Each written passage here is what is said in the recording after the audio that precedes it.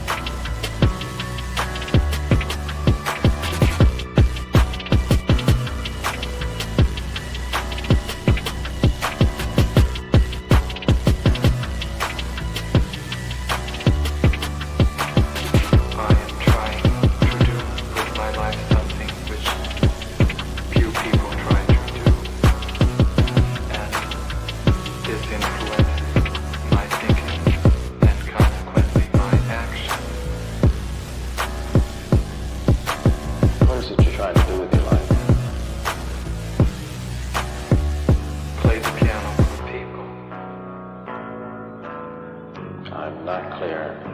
How is it that playing the piano for people has eventually resulted in your being here in the hospital?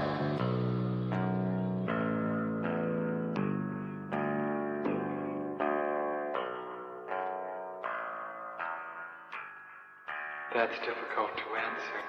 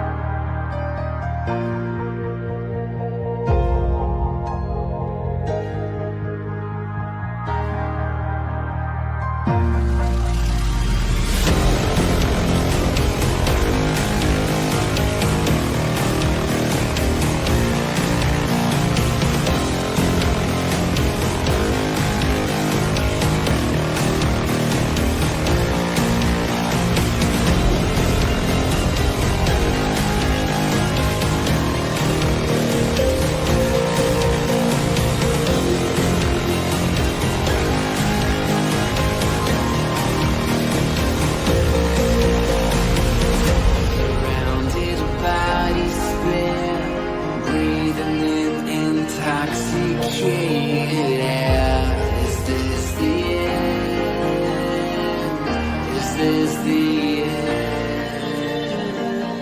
There's a noise inside my head of crying people facing death. Is this the end? Is this the end?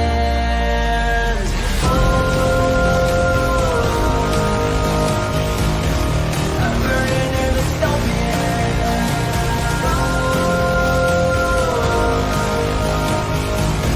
There's no place to hide.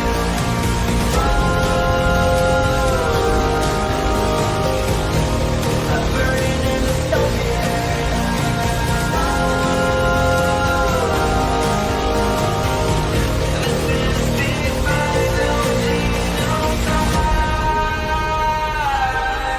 What have we done to the world?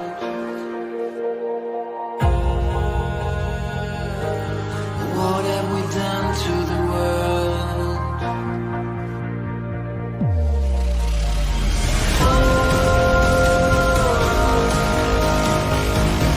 I'm burning in the dystopia.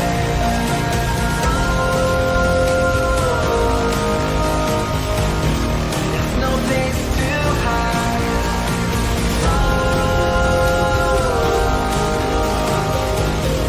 I'm burning in the dystopia.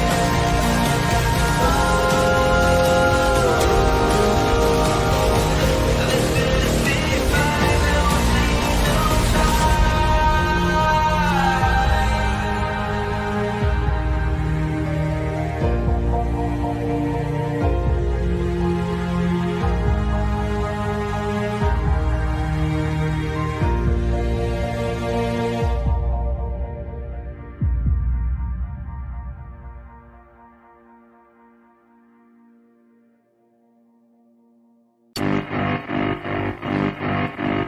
Marky got with Sharon, Sharon got Sharia. She was sharing Sharon's outlook on the topic of disease. Mikey had a facial scar and Bobby was a racist. They were all in love with dying, they were doing it in Texas. Tommy played piano like a kid out in the rain, and then he lost his leg in Dallas. He was dancing with the train. They were all in love with dying, they were drinking from a fountain that was pouring like an avalanche coming down the mountain. I don't mind the sun sometimes, the images it shows. I can taste you on my lips and smell you in my clothes.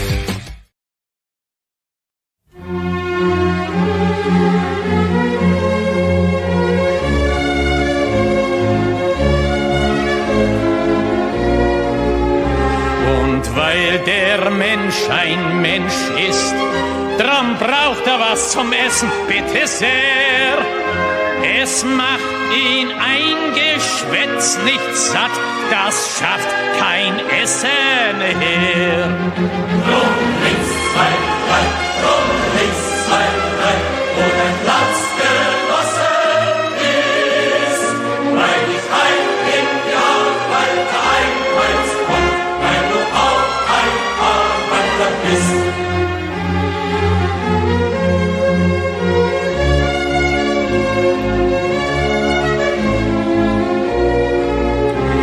Und weil der Mensch ein Mensch ist, drum hat der Stiefel im Gesicht nicht gern.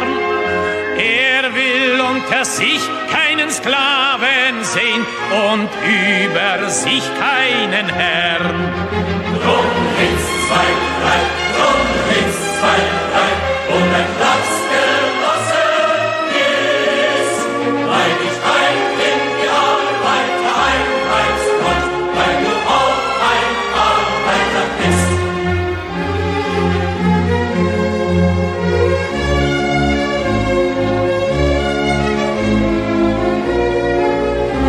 Und weil der Prolet ein Prolet ist, drum wird ihn kein anderer befreien. Es kann die Befreiung der Arbeiter nur das Werk der Arbeiter sein. Rum links, zwei, drei, rum links, zwei, drei, wo dein Platz genossen ist. Weil ich heim in die Arbeit einweist komm, weil du auch ein Arbeiter bist.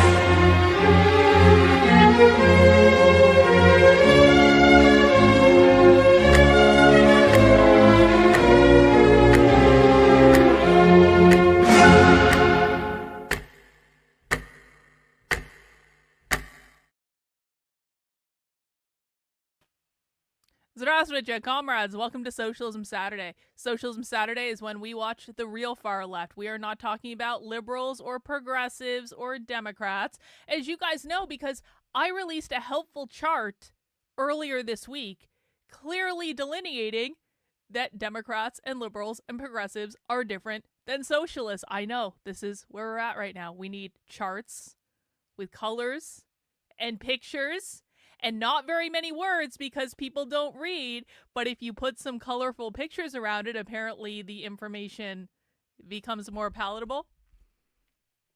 We're not watching Democrats today. We're not watching liberals. We're not watching progressives. That's not what we do on Socialism Saturday. On Socialism Saturday, we watch the real far left, the farthest of the far left, the most dystopian of the dystopian. We watch the people that are responsible for every crazy thing going on in the country today. If you want to know who pushed critical race theory and anti-racist if you want to know who pushed critical race theory and anti-racist education in schools, it's the people we watch on Socialism Saturday. If you want to know who pushed gender ideology, queer ideology, transing the kids, drag queen story hour, it's the people we watch on Socialism Saturday. I don't control your computer. You got to work on that on your own, bro. You got to turn the volume knob on your computer.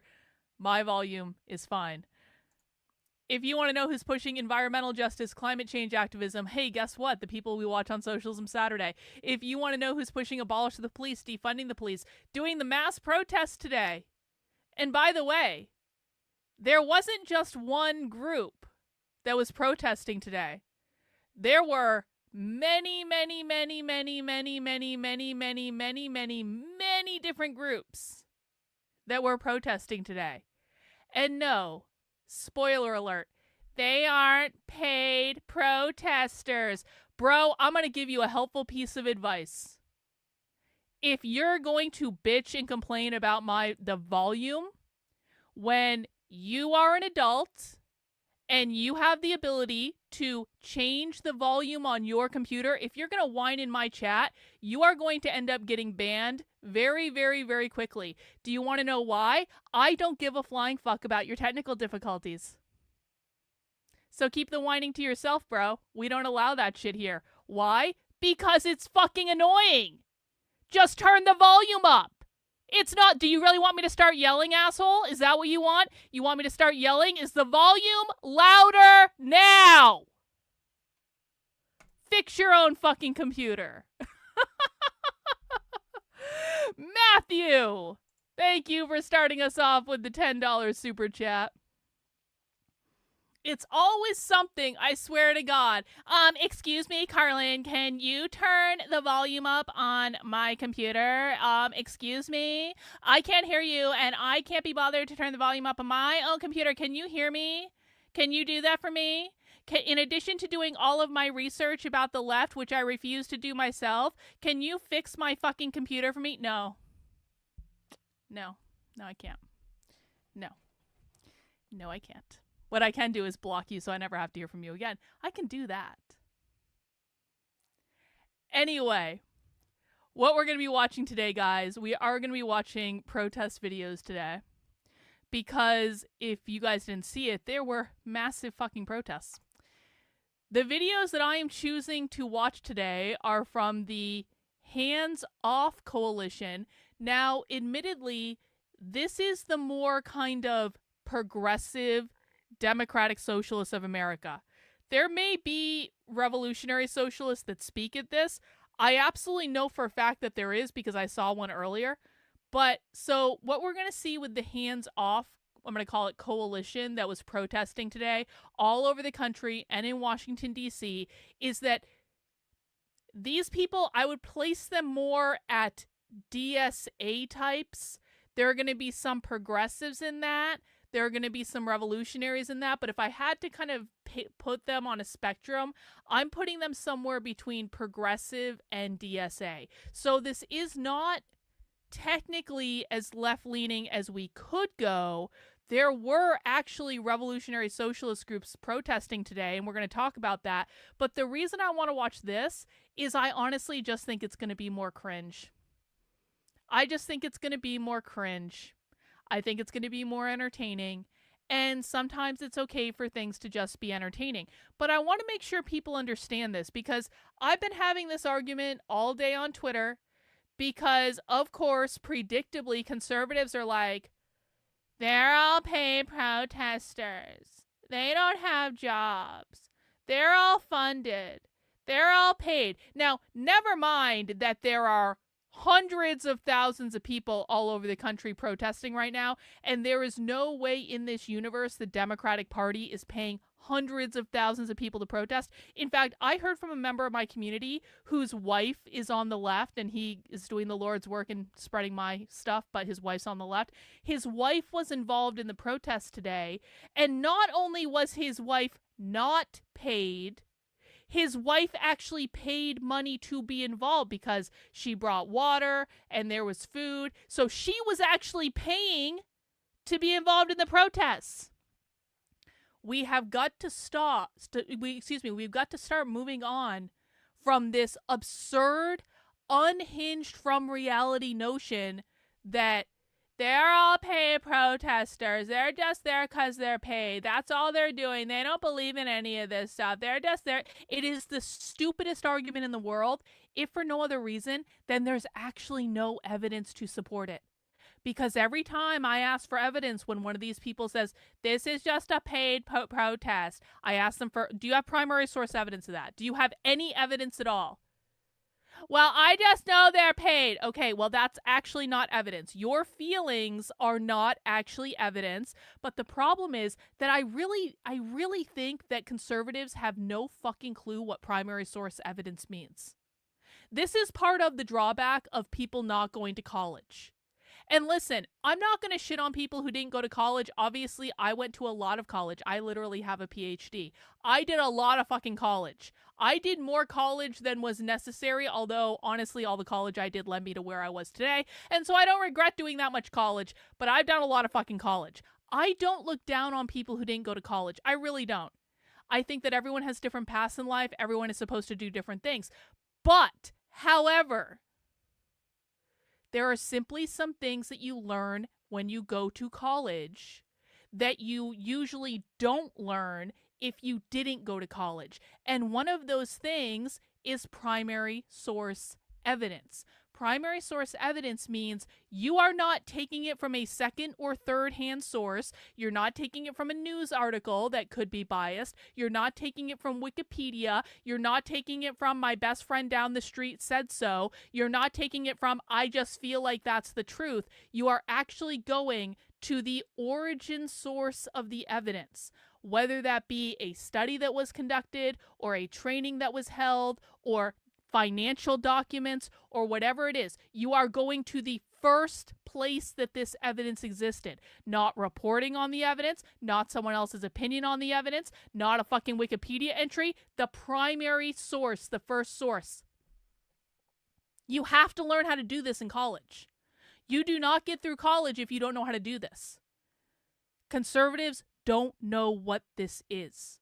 Because conservatives, generally speaking, and this is not to say that there are no conservatives that have gone to college. Of course there are conservatives who've gone to college. But generally speaking, conservatives shit on people who go to college. They shit on education. They make fun of it. They don't think it's necessary. Yeah, Fox News is not a primary source. Tim Pool is not a primary source. A photoshopped image that you created as a piece of propaganda is not a primary source. If you take someone's logo and you photoshop it onto an image, that's not primary source evidence. And I swear to God, that's what I was presented today when I asked for primary source evidence. Some guy gave me this whole, he's like, well, here are all the groups involved. And it was literally a photoshopped image that he made with organization logos on it. And I'm like, do you understand what I'm talking about? Because you photoshopping a logo onto an image is not primary source evidence. It's not even close.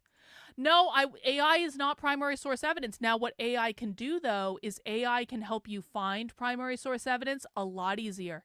A lot quicker. Actually, ChatGPT has like this deep research function now that is amazing. You can unearth any primary source evidence on the internet by using that like deep research function, it's like actually unbelievable. So AI itself is not primary source, but AI can help point you to primary source evidence very, very, very, very, very, very quickly. Okay. I don't even remember what point I was making. Oh, I do remember. Okay. So here we are going to watch this. We're going to watch the Hands Off protest, which this is the group connected with Indivisible. Indivisible itself is a well-funded organization. However, there are a lot of groups involved in this. So look at all the different groups that partnered together on this Hands Off thing. That is a lot of fucking groups. Okay? But the bigger point I want to make is that Hands Off and all of those partners were not the only groups protesting. Do you know how I know that? Because Breakthrough News was covering a completely different set of groups protesting today. So there was the Hands Off thing. There's also the Free Palestine groups that we've been seeing over and over and over and over and over again. None of these groups that were in this Free Palestine march that happened, these are the college protesters. The college protesters were not protesting in the Indivisible march. The college protesters were protesting in the Free Palestine Stop the Genocide march, and this was a completely different rally. We can look at the video. We can see it is a completely different rally. It is in a completely different location. And guess what? That's where the Party for Socialism and Liberation was. They were at the Free Palestine March. That's where they were. That's where the People's Forum was. They were at, you can see, these are, all the yellow signs are Party of Socialism and Liberation. So these are completely different protests that happened today, and I would bet money if I spent some time looking around, there were even more groups involved in this. So I want people to be very clear about this. Not all the groups protesting today are working together. There are very, very few of these people in the entire hundreds of thousands of people that were out protesting today that got any money at all. And by the way, even the ones that did get money, it was something like a reimbursement for a bus fare or a reimbursement for a hotel room or something like that. So anyone saying that people are going because they're getting paid, they're not getting paid in the way that you get a paycheck. They're getting paid in the way that you work with a group and you say you'll do something for that group, and that group pays for your plane fare and your hotel room. This is like if you speak at a conference. This stuff I used to do all the time. I would speak at conferences and events all over the country. And when you speak at a conference, generally speaking, unless you're like a really big name keynote speaker, which I was not a really big name keynote speaker, but I had some game, but I wasn't that high up. But like when you're just kind of like a mid-level keynote speaker, which is where I was, you don't get paid generally to speak at conferences. What you do get is they pay for your hotel and they pay for your airfare, and you get to go to the conference for free. That's what we're talking about when they say people were paid. They weren't paid as in they took a paycheck and they could deposit that in the bank and go out to dinner and all this stuff with it. They got paid as a reimbursement for the expenses that it cost them to actually go. We are not, yes, exactly. We are not talking about they're going home with extra money. Okay? And for my, and honestly, it's kind of a smart thing for political groups to do. I don't know, like Republicans to me look dumb when they say they're paid protesters, they're paid protesters. I've been to conservative rallies. No one shows up. Except if it's a Trump rally. Trump rallies are the only things that conservatives show up for. When Trump is out of office, conservatives will never go to another rally again unless Trump hosts after presidency rallies or whatever he's going to do. I have been to so many conservative events that they do not show up for. Is it out of the realm of possibility that maybe some of these conservative groups like Turning Point USA, who are bringing in $40+ million every single year, maybe they could throw someone a bus ticket. Maybe they could pay for someone to have pizza. Maybe it's like actually get people to come to your fucking event. Pay for their parking. Do something. You have all the money to do it. And maybe if you actually paid for people to show up, maybe you'd get more people to show up because it's going to be a better thing to be at. But no, conservatives are like, we can't pay protesters. We're not going to be like the left. It's the only time, by the way, conservatives don't want to be like the left. Conservatives act like the left all the fucking time, but not with this. So anyway, this is just another instance of the left acting much more smarter than conservatives, much more strategically, and conservatives having no effing clue of the enemy that they are fighting. No clue at all. And by the way, I'm going to say this too. When I was doing rallies with the Walkaway campaign, I got reimbursed for airfare, and I got a $250, something like that, stipend per rally to pay for food and Uber and stuff like that. So if you guys find that type of thing like unacceptable, just know that it is in fact happening on your side. You just don't know about it. You know? Anyway. So we are going to be watching, though, the Hands Off rally today just because I think it's going to be more cringe. Also, we have watched Free Palestine, Free Palestine, Free Palestine ad nauseum, and I just don't want to watch it anymore. And that's what the real socialist rally was about. I can't. So we're going to hold off on the Free Palestine stuff today, but I did want to be very clear with people that there were all sorts of different groups today, and don't make any assumptions about affiliations. Don't make any assumptions about people being paid or not paid or whatever, because if you are resting on they're all paid protesters, like, you are missing the point entirely. The protests today were massive. There was a massive protest in Boston. I didn't think it was going to be that big. Honestly, if I had thought the protest in Boston was going to be that big, I would have gone to it. I didn't think it was going to be that big. I thought this was going to be like another kind of like weekend for the left where they've been doing stuff like this all the time. And so maybe I just got a little kind of like lackadaisical about it or whatever. But I was like, oh, it's going to be another weekend of protest. Must be a weekend that ends in Y or whatever. And I didn't think it was going to be this big, but it is. It was like the crowd I saw in Boston. I haven't seen crowds like that. And I've been to a lot of protests in Boston. That was a giant fuck off protest. Okay. And the reason it was that big is, guess what? Trump deporting the college students for being critical of Israel. So just like I predicted, the moment it happened, they created another George Floyd. And guess what, guys? It's April 5th. The weather's getting warmer. That means people are going to want to be outside more. College graduations are coming up next month. They're going to want to make a big fuck-off spectacle of those. And then we have, wait for it, our Summer of Love. I promise you, we are having another Summer of Love this year. It's going to be bad. And I am going to be staying safely in New Hampshire with all the white people that aren't doing this stuff. And I'm not going anywhere near it. But I do think we're going to have another Summer of Love. And I do think it could have been completely avoided had the Trump administration not decided to deport college students for not supporting Israel. It's just like they walked right into it. I don't know that there's anything they can do to stop it now because the leftist propaganda machine is already taking off. And so, you know what? We're just going to treat it as our entertainment. And that is what we're going to do. We're going to treat it as our entertainment and, I don't know, analyze the F out of it. Anyway, guys, so we are going to be getting started watching this. Couple quick orders of business before we do that. Number one, if you want to support the work I'm doing, head over to my Substack. That is Karlyn, KARLYN.substack.com.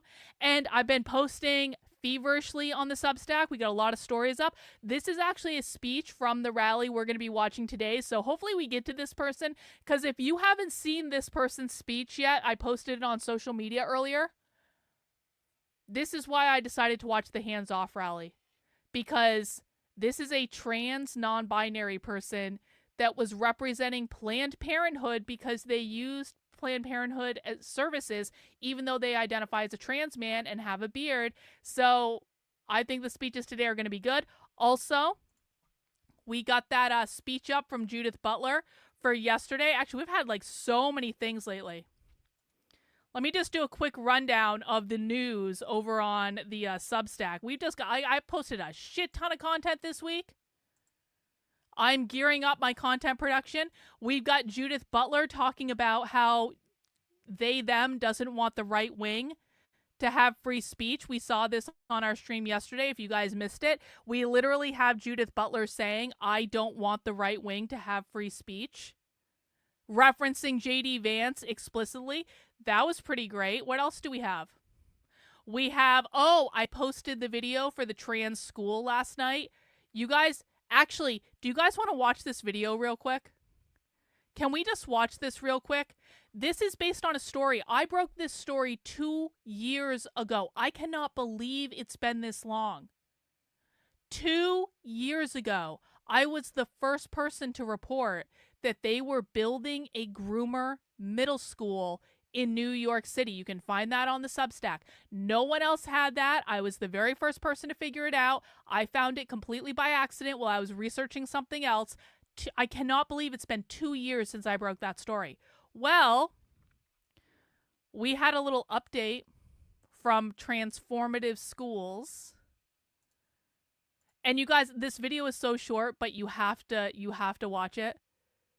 And this is a video of the trans school in New York. And just watch. You'll love it.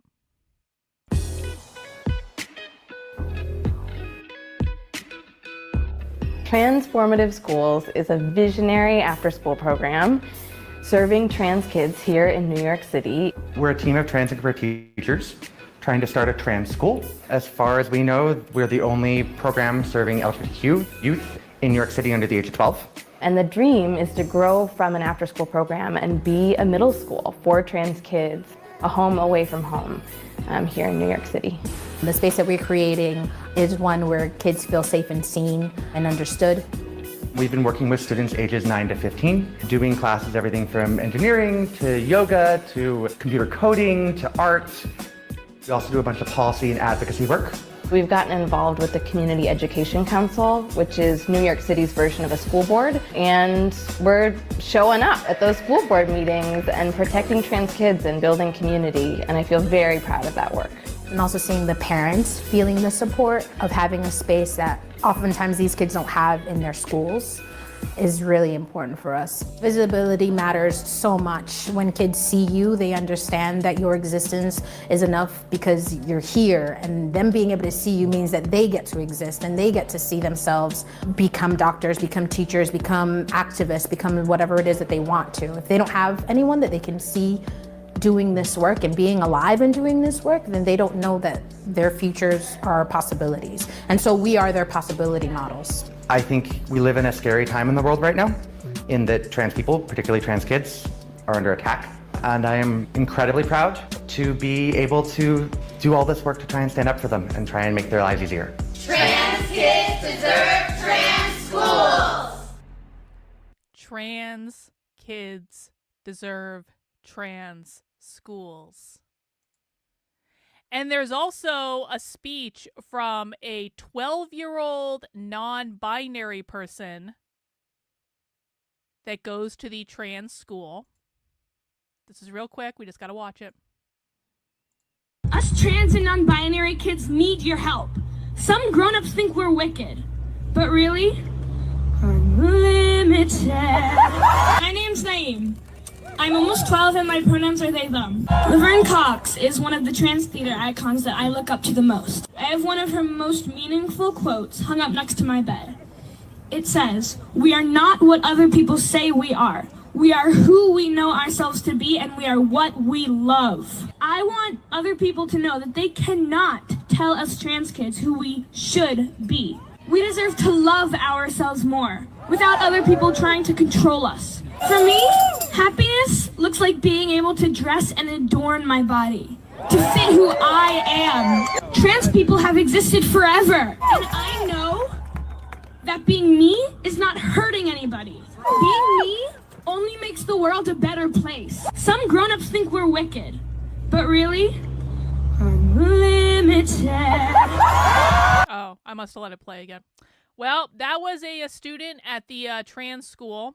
a almost 12-year-old non-binary student. And as a reminder, we don't make fun of students on this channel. We don't make fun of kids because that student has been indoctrinated into a cult. They are a victim of a cult.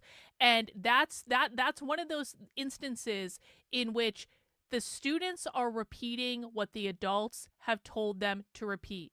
This trans school thing is real.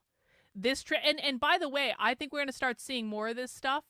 This is not a school. This is like a little indoctrination factory for future queer activists.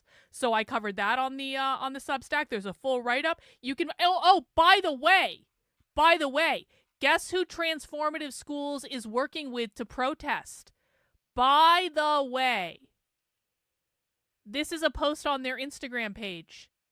They're working with ACT UP New York, Transformative Schools, and ACT UP New York. Where do we know ACT UP from? Oh, I'll tell you. ACT UP was the first militant queer protest movement that came about in the 80s to protest against Ronald Reagan not talking about AIDS. It basically pioneered militant queer direct action style protests, and they are still protesting today. We watched a documentary about them several weeks ago. It was one of the best episodes of Socialism Saturday ever. Go back and watch it if you want to learn more about ACT UP. But they are still protesting today, and they're partnering with that trans school. These are the types of things you hear about from me that no one else is covering because they don't actually care about any of this. Other things that I have this week. Let me get my setup back. Of course, we did just the other night. Hang on. Here it is.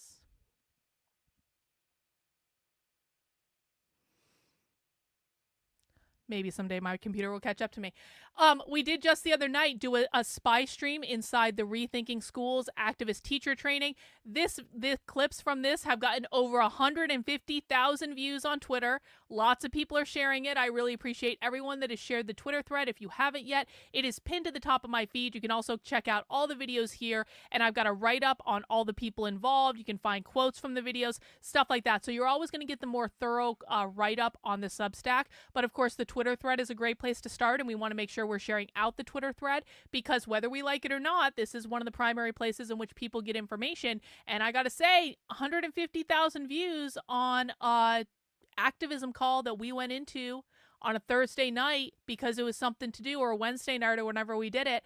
That's not too shabby. And if people can actually see this stuff and they can see what's going on inside these calls, I mean, there are some people that shared this that have connections all over Washington, D.C., that have connections with the Department of Education, that have connections directly with the Trump administration, that are able to send this information around. Listen, I don't view it as my job to work with politicians unless they come to me and ask me questions. I'm not going to do proactive outreach to politicians. My job is to find the content, to create the content, to explain the content, to share the content. That is what I focus on. But it is always my hope that we're able to get this content in front of more people so that other people who are in a decision-making capability can actually share this content and have it influence things. And that seems to be exactly what's going on with this. And so I really appreciate that. And then, of course, we found the Kickstarter board game that depicts the murder of Donald Trump and Elon Musk. That's still on Kickstarter, by the way. That hasn't been canceled, of course. And then, in case you missed it, and this is going to be a really important thing for today, I did release a framework that clearly explains the difference between Democrat, liberal, progressive, democratic socialist, and revolutionary socialist. And you can find that all along with breakdowns of all the different groups. I made graphics, guys. I made pictures. I painstakingly put this together to help people to understand the difference, and you can find that over on my Substack. And if you appreciate the work I'm doing, please consider signing up as a supporter for $8 a month, $80 a year. And if you do, you can come to movie night with us tomorrow night. We are watching The Secretary in my supporter Discord at 8 p.m. and it's going to be lots of fun. Also, a couple more quick reminders. Number one, this is your last chance to get the Decode the Left Plague Doctor and the Marx is Dead designs in the Unwoke Art store for 25% off. They're going to go back up to normal price tomorrow. As is tradition with the Unwoke Art store, I always make all new designs, 25% off for the first week of launch. So I launched the Decode the Left Plague Doctor, this darker image, which this looks cool on a t-shirt. Look at this. Come on. Come on. That looks badass on a t-shirt. You guys know you want it. And also, I put it on a flask, and I put it on a mug. Come on. I mean, come on. We have a purple flask even, but the black and white. I am entering my black and white era in terms of design. You guys are going to see that show up. Anyway, you can get that and much, much more in the Unwoke Art Store. And of course, I always appreciate the support. Now, before we get into the protests, if you are new to Socialism Saturday, this is not a normal stream on the internet. We do have rules for Socialism Saturday. Please pay attention. Oh, wait, hang on. I got a super chat. Hang on. Kate, I apologize. I forgot to read your super chat. This protest was mainstream all over Facebook pages, Nextdoor, Patch, and was targeting federal employees here in Northern Virginia. That makes a ton of sense. Federal employees, who are mostly socialists, are definitely involved in a lot of this stuff, Kate. So I appreciate the super chat. And everyone, please watch this helpful explainer video so that you understand the rules for Socialism Saturday and what is expected, so that we can all play nicely together and no one gets their feelings hurt and I don't get pissed off and any of that stuff. Okay, here are the rules. All right, for anyone that's new, we have some rules for Socialism Saturday. Let me go over them real quick. Socialism Saturday is a research group and a class. We do take this seriously. You're allowed to have fun. You're allowed to have a drink or two. You're allowed to kind of kick back and joke in the chat. However, I need everyone to understand that when we are researching the radical revolutionary left, we do take this seriously. And so if you're shitposting in my chat, I'm going to tell you to stop. If you are posting off topic in the chat, I'm going to ask you to stop at some point because it's going to be distracting to what we're doing.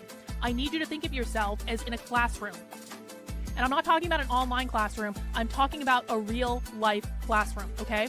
When you walk into a real-life classroom, I am the teacher, you are the students. You are sitting in the desk. I am sitting in the front of the classroom. I'm standing there teaching you what is going on. If you were in a real-life classroom, you wouldn't walk in, start throwing shit at the wall, yelling, saying, I disagree with you because my best friend said something different. That's not allowed. I don't care about your feelings. I'm not going to coddle your opinion. And that's going to be the way it is. And if you don't like it, you don't have to be here. But if you are in my classroom, you will respect my rules and you will listen to me. And if you do not do that, then you will be removed. And how you feel about being removed makes no difference to me at all. The expectation is if you're going to be here and you're going to be watching socialism with us and you're going to be participating in the chat, you are doing it because you are serious about learning this topic and understanding this topic. The minute that I think that you're just fucking around or you're trolling or something like that, you're going to get put in a timeout or permanently banned, and that's just going to be the way it is. Rule number 2, don't be a dick. Do not insult me. Do not insult other people in the chat. I can do whatever I want because I am the queen fascist bitch of my YouTube channel. So I can say and do whatever I want. But if you don't insult me and you don't insult other people in the chat, we're not going to have a problem. So be an adult, rein that shit in. Number 3, no whining. I don't care about your feelings. I don't care if you feel personally attacked. It makes no difference to me at all. And I promise you, I care about your feelings a little bit more than the left does. So if you can't handle me, you can't handle the left. If you start whining and complaining because you don't like the rules or you think you're being treated unfairly, you can just leave, bro. There's the door. You don't have to be here. Number 4, listen. Our job here and why we do Socialism Saturday is to listen to what the left is saying, to listen to what real leftists are doing in the real world. This is not to support your confirmation bias. This is not to support any conservative bullshit narrative that you may have heard on Glenn Beck that one time. This is not to be what you want it to be. This is to engage with reality. We need to listen, we need to actively listen, and we need to understand the left better than they understand themselves. That is the purpose of this exercise, okay? As part of that, I do ask that people refrain from debunking. You do not have a single debunk in your arsenal about the left is stupid because of reasons X, Y, B, and Z, or the left is hypocrites for reasons X, Y, B, and Z. You don't have a single debunk that we haven't heard before, okay? And every time you put energy into debunking, that is energy that you're not putting into listening. So if I see you debunking, I'm going to tell you to stop because you need to put that energy into listening instead. Lastly, break the rules of my chat or disrespect me in any way, and I'll just kick you out, and that's the way it is.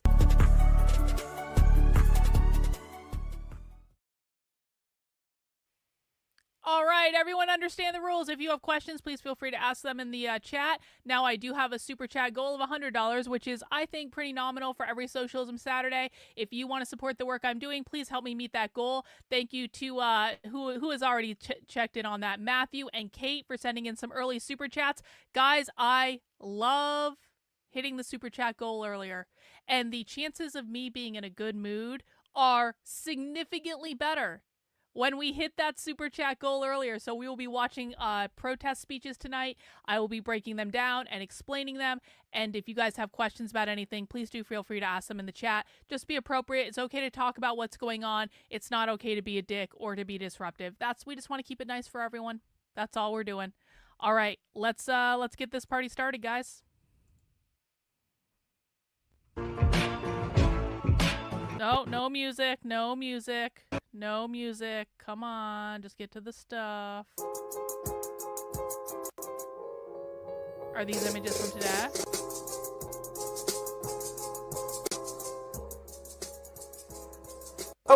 To Hands Off, the People's Veto Rally in Washington, D.C. What's wrong with the video? That's them, that's not me. Welcome, Denise. Hang on. See if we can get the video to work. Looked like it was a little crazy for a minute there. Each of us must decide there is a different live stream if this doesn't work at some point. Come on, work. This is your official live stream. This is your... Okay.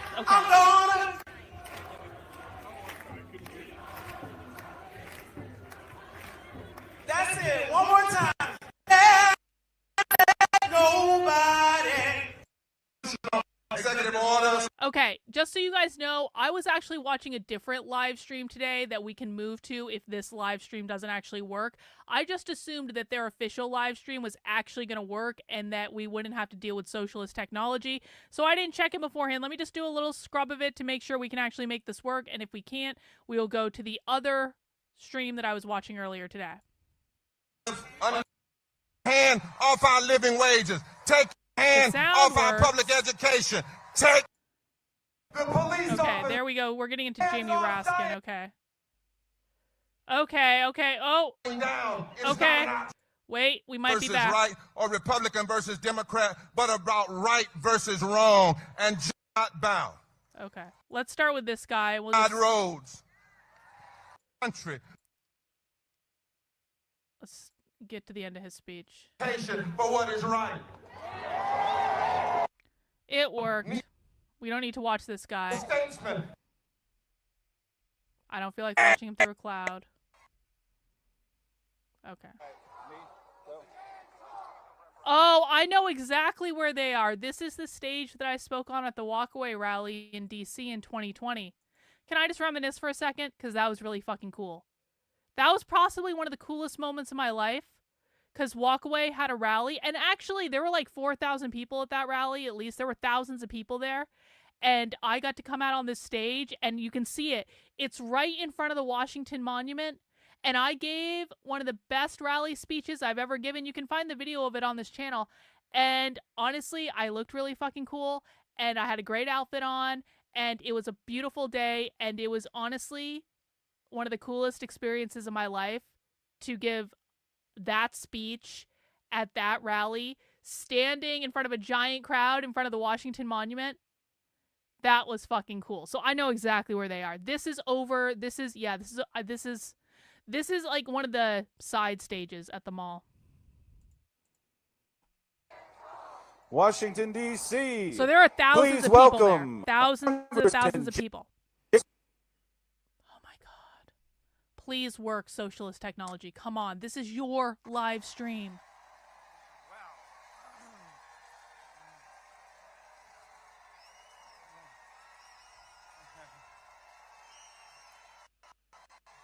Hello, indivisible.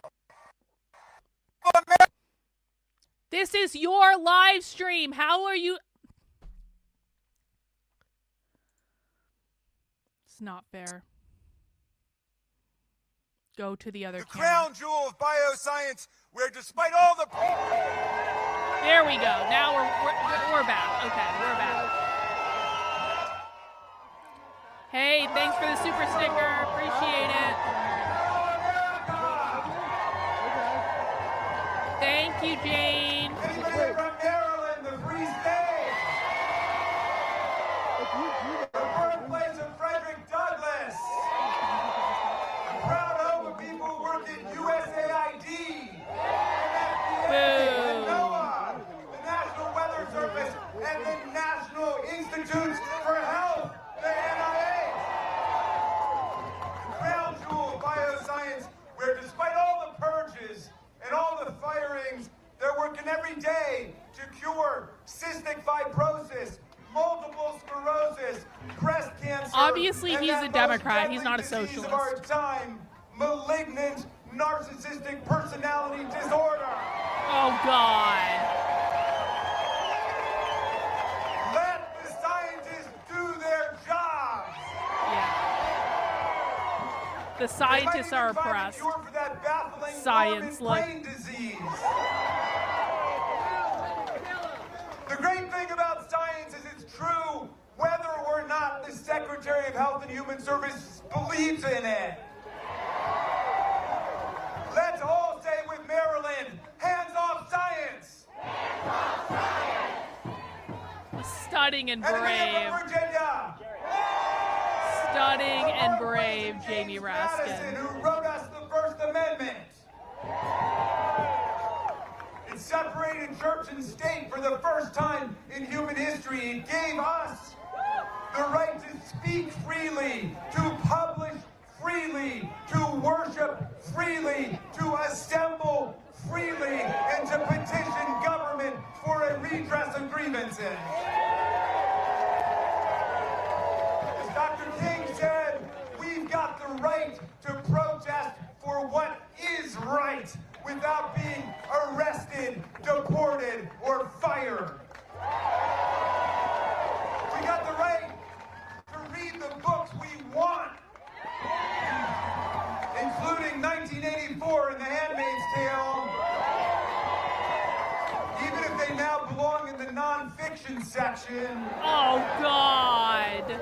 We've even got the right to call the president deranged for crashing our economy, destroying $6 trillion of wealth and turning my 401k into a 201k. And the press has the right to call the Gulf of Mexico the Gulf of Mexico.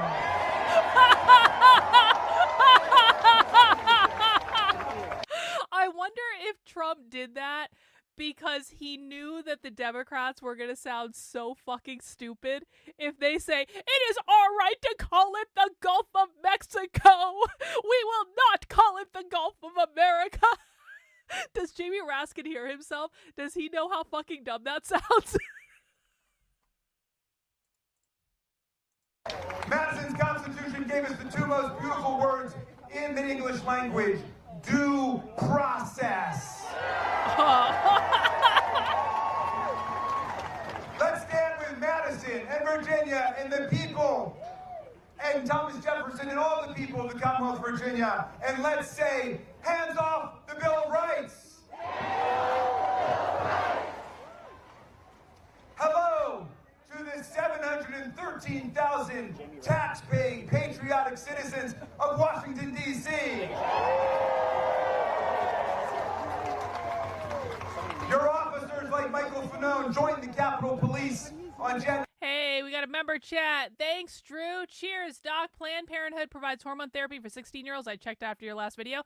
Yes, actually, that was something in the last video, wasn't it? Is the non-binary trans man who was talking about getting services at Planned Parenthood said that Planned Parenthood helped them to get top surgery and does their hormones and stuff like that, because apparently now Planned Parenthood is not just providing low-cost birth control, which I actually support. I liked that. I used Planned Parenthood's low-cost birth control back in the day, and thank God for it. If they had just stuck with offering low-cost birth control, I would have no fucking problem with it. But they had to expand into transing the kids, and that's just not cool, man. That's not cool. Thanks, Drew.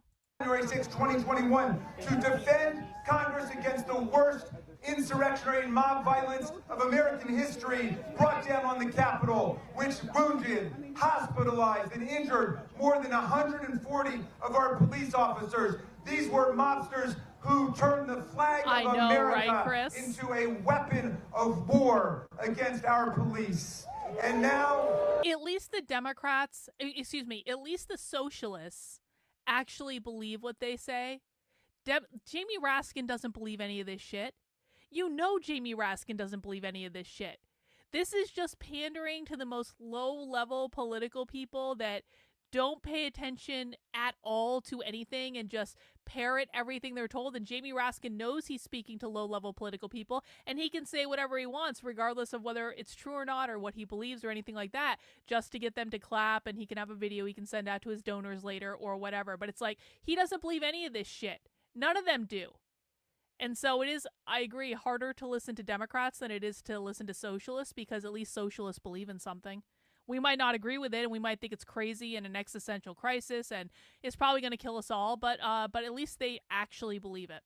And now Donald Trump says he wants to set up a fund to compensate them. Mr. Trump, if there's got to be a fund to compensate queer people for January 6th, we're going to compensate the police officers and their families.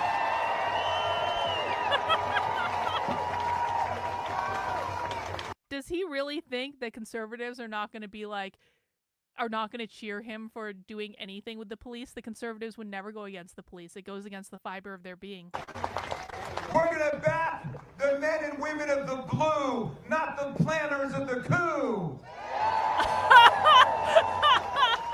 Meantime, the people of D.C. have a valid, bona fide political grievance, not an imaginary one. They've not stormed the Capitol or tried to overturn an election or hang the vice president. They petitioned for statehood like 37 states before them. They did it the right way. So we say to Donald Trump and Elon Musk, hands off Greenland. That's an independent country. Hands off Canada. You're welcome. Thank That's you. an independent country. Hands off Panama. That's an independent country. Statehood for Washington, D.C. How about we do all those things and we don't give D.C. statehood? Washington, free D.C. Free D.C. Free D.C. Uh-huh. Free D.C. Free D.C. I want to say a special hello to people across America, but especially the people of Wisconsin.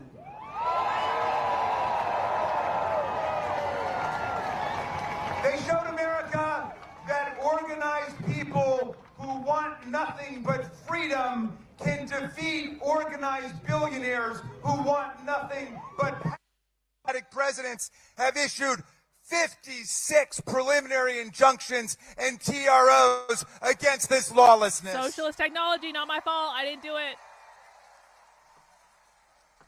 That's why my colleagues now want to impeach the judges like Judge Boasberg, the chief judge of the D.C. District Court.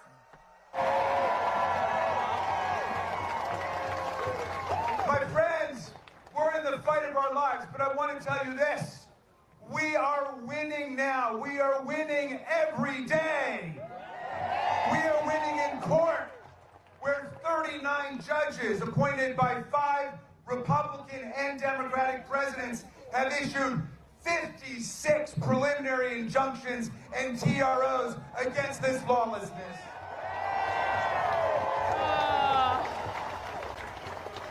That's why my MAGA colleagues now want to impeach the judges like... Well, yeah, so again, for people who missed this earlier, this protest is going to be more progressive / Democratic Socialist of America. That's not to say we aren't going to see some socialist speakers. We will see some socialist speakers, but insofar as the crowd and most of the speakers, it's going to be left light tonight. This isn't the far left. This is just entertaining content for us to watch.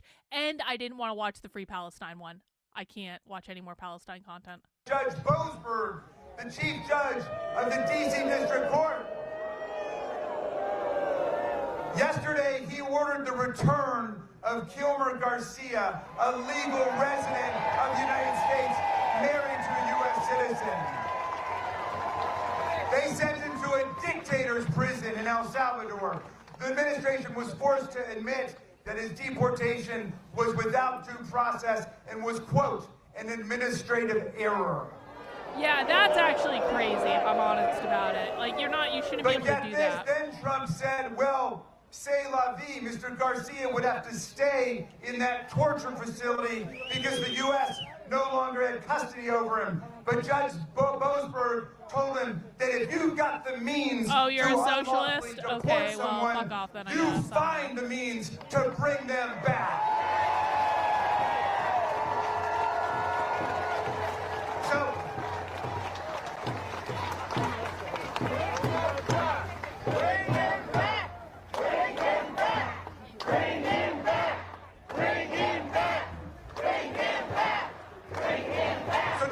Isn't it funny that the Democrats even have different chants than the socialists? The socialists are much better chanters. So now they're calling Judge Boasberg a radical left rogue judge. The problem is he was appointed to the bench first by President Bush. He was Justice Kavanaugh's roommate at Yale. He's known as a pillar of the legal establishment. They say, though, well, the number of courts striking down Trump's policies is completely unprecedented. Well, so what? That's only because the number of his illegal actions are completely unprecedented. The judges are doing their jobs. They're doing their jobs. Let's tell MAGA what Democratic movements all over the world tell the dictators of the world. Hands off the courts! Hands off the courts! Not even good chance. Hands off the courts! Hands off the courts! Hands off the courts! But you know, Trump's even trying to ban law firms and lawyers who represent Democrats from federal buildings and federal employment and to revoke their security clearances. Wait, he's shaken down law firms for hundreds of millions of dollars in pro bono work for his pro-Malum causes. Some firms have buckled under these threats, but hundreds of firms led by Wilmer Hale and Jenner and Block and thousands of lawyers led by Rachel Cohen are standing strong for the rule of law. And the courts are rejecting these attacks on the right to counsel and free speech. We're winning in the states. We're winning in the counties. We're winning in the cities and towns. We're winning in the churches, and not just with the great Reverend Barber. We're winning across the country. No moral person wants an economy-crashing dictator who knows the price of everything. Yeah, well, we know what we're talking about it, and we don't see it as a democratic thing. Listen, if you're going to be a socialist here, fine. But, like, we stick to the topic. There's no, like, if you have something you want to say to me, that's cool. And I don't know. I guess I like it when socialists stop by sometimes. Just please, like, understand that you are not going to be the center of attention on this. We are actually doing something here. And so you're welcome to hang out, but please don't be disruptive. And the yeah, exactly. They are making capitalist arguments. You know what? You're right about this. That's why it's good to have a socialist around. They're making capitalist arguments. We're winning in the universities, which know the difference between transgender mice and transgenic mice. And they know the difference between academic freedom and political tyranny. We're winning with veterans across America who know which side we were fighting on in World War II. And when they see Nazis marching down the boulevard, they don't see very fine people on both sides of the street.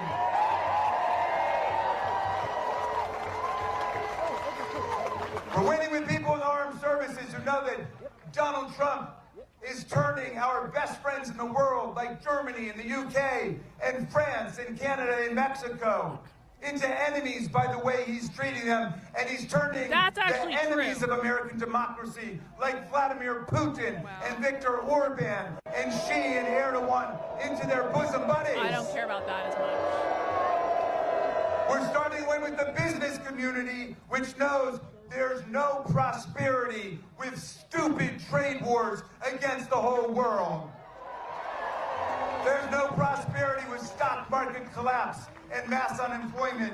There's no future with presidents who have... You are never going to hear socialists talk about the stock market, I promise you.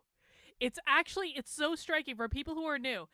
It is so striking to watch socialist content all the time, and then to pick ourselves out of socialist content to watch Democrat content, because there is no universe in which the stock market will ever be mentioned at any socialist event ever. It will never happen. But it's front and center at the Democratic one, isn't it? That is just so funny. And you really understand the difference between the groups when you listen to so much socialism, because there is, I've watched thousands of hours of socialist content, so many people on the channel, and it's like, once you've watched thousands of hours of socialist content, you understand how not socialist Democrats are and how it's just an absurd argument. The politics of Mussolini and the economics of Herbert Hoover.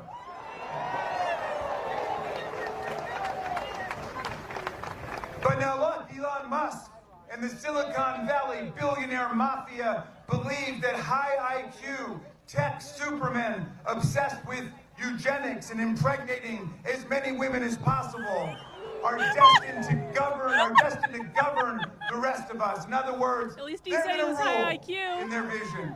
They believe democracy is doomed, and they believe regime change is upon us if they can only seize control of our payment systems, our data, and our computers. Their guru, Curtis Yarvin, a.k.a. Mencius Moldbug. Really? Curtis Yarvin American mentioned. democracy is a failed Whoa. experiment. He praises slavery and its... Will we get a Nick Fuentes mention tonight? 1 in the chat if you think we're going to get a Nick Fuentes mention. 2 in the chat if you think we will not get a Nick Fuentes mention. I've never heard Curtis Yarvin mention at one of these things before. Positive effects for the African American community.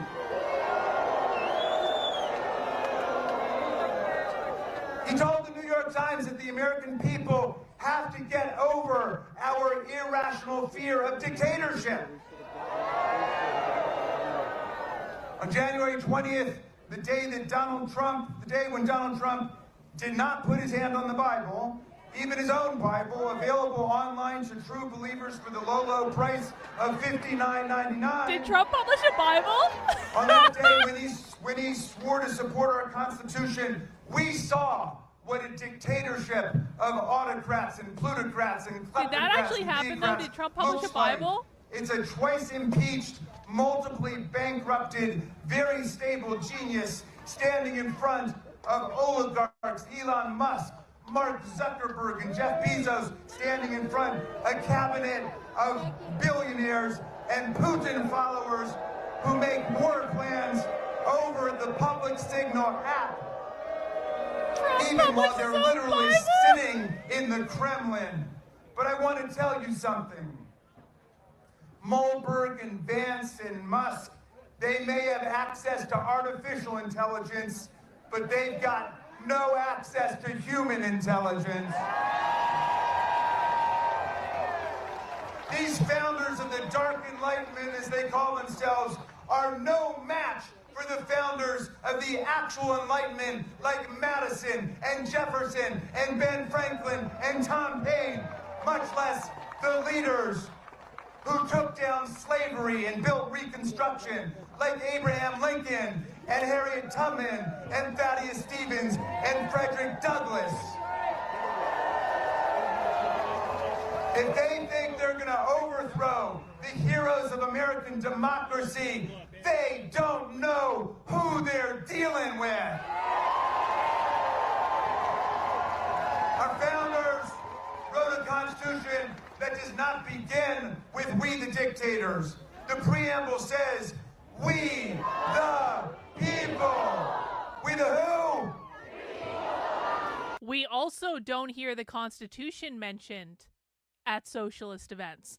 Why don't we hear the Constitution mentioned at socialist events?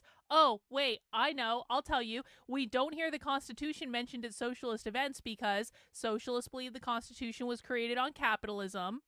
And they believe that in order to achieve their Marxist utopia, they need to overthrow capitalism. And that means socialists do not support the Constitution and they want to abolish it and replace it with something else. And that's why you will never hear the Constitution talked about at a socialist event, but you do at a Democrat event, because Democrats are not the same as socialists.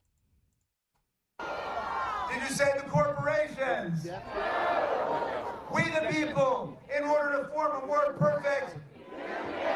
Did you say no. You will not fucking gaslight my audience, socialist. There's a reason we have a saying on this channel, socialists always lie, because every single thing I say, I have you assholes on video saying. I have multiple socialists on video explicitly saying that the Constitution is a capitalist document and they want to overthrow it when they overthrow capitalism. We have seen this multiple times. So you are allowed to be here. You are allowed to comment. We are not fucking dumb. We do our research, and every single thing we say is backed up by primary source video evidence, and you will not gaslight us. We the people, in order to form a more perfect union, establish justice, ensure domestic tranquility, provide for the common defense, promote the general welfare, and secure to ourselves and our posterity the blessings of liberty, do hereby ordain and establish the Constitution of these United States of America. That's our preamble. And then the very next sentence is, all legislative power is vested in the Congress of the United States of America.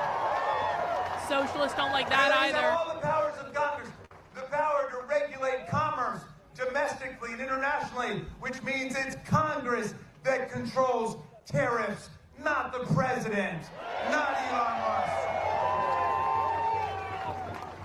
Their tariffs are not only imbecilic, they're illegal, they're unconstitutional, and we're going to turn this around.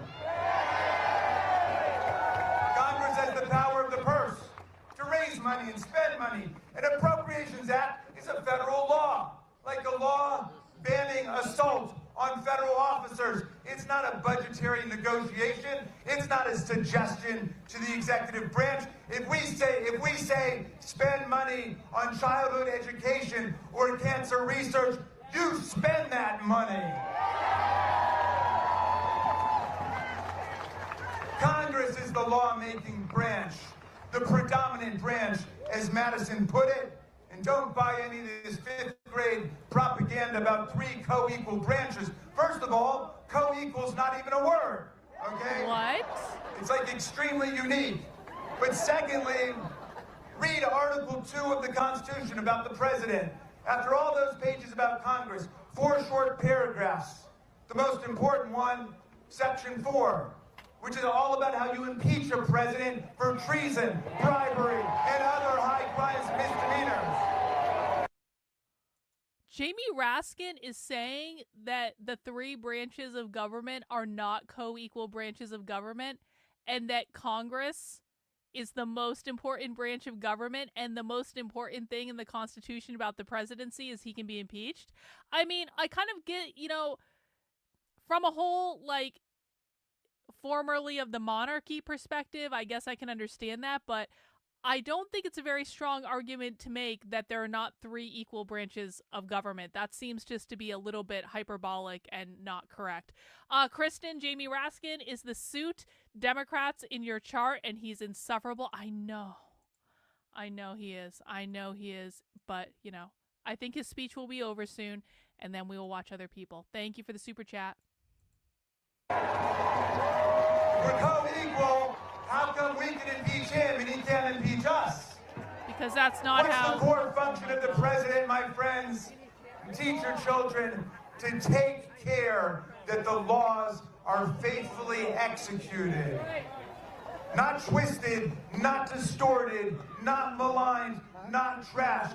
Take care that the laws are faithfully executed. All we say to Donald Trump is, do your job! Do your job! Do your job!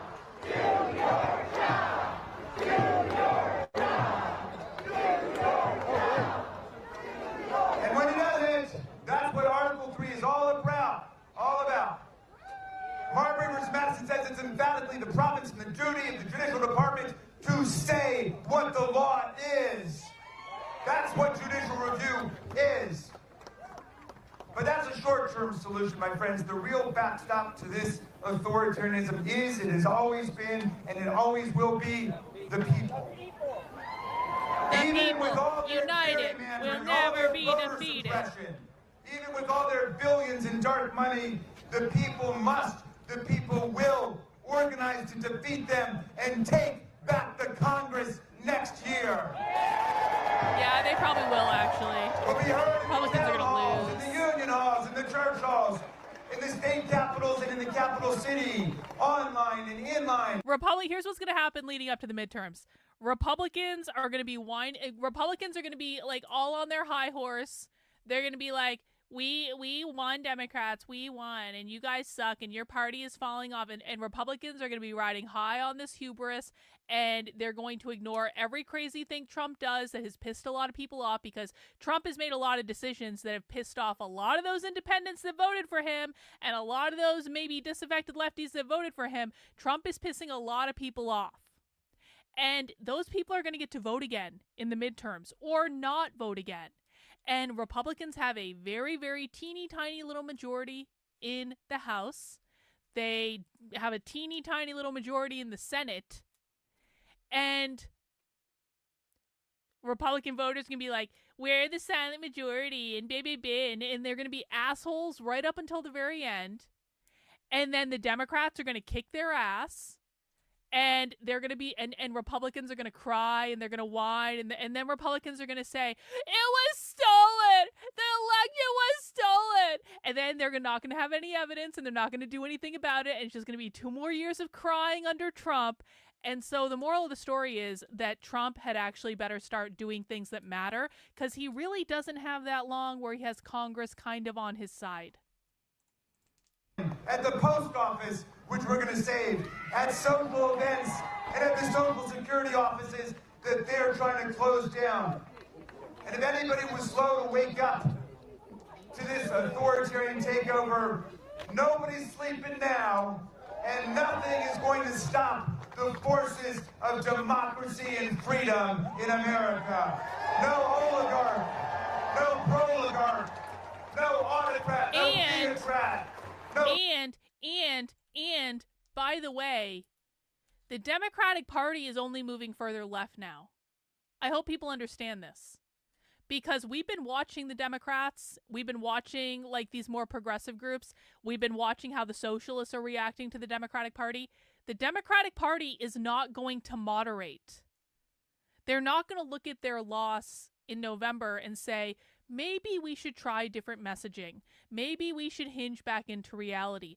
No, what is already happening is the socialists and the activists are proactively going to Democrat meetings. They're proactively getting involved in the Democratic Party because they're trying to pull the party left, and they're going to win. The Democrats are going to get more left. They're not going to get more right. And so what we're going to end up dealing with in the midterms next year is a highly motivated left that wants to win in the midterms and wants to stick it to Trump. And OPS, the Democrats have actually become more radical in the meantime, which this is another reason why the right needs to stop saying that Democrats are communists. Because right now, Democrats are not communists in any way. But if the party keeps radicalizing to the left, they will become communists over time. And guess what? They're better organized than the right. They have a decades-long head start.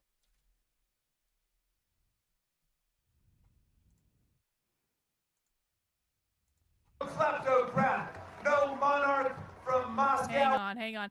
Suzanne! They're going to dig in their heels and push harder left. That's exactly right, Suzanne. Chris says, I keep hearing that Democrats have a really low approval rating, so Republicans are just going to be like, we got this. Meanwhile, the liberals are going to go vote Democrat anyway. Yep. True. Mar-a-Lago is going to turn us around.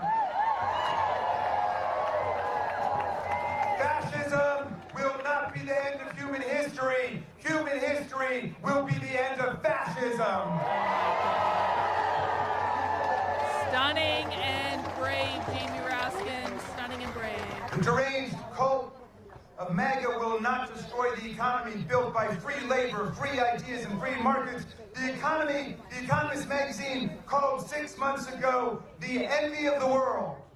The envy of the world. My friends, we are not only the liberals who believe in liberty.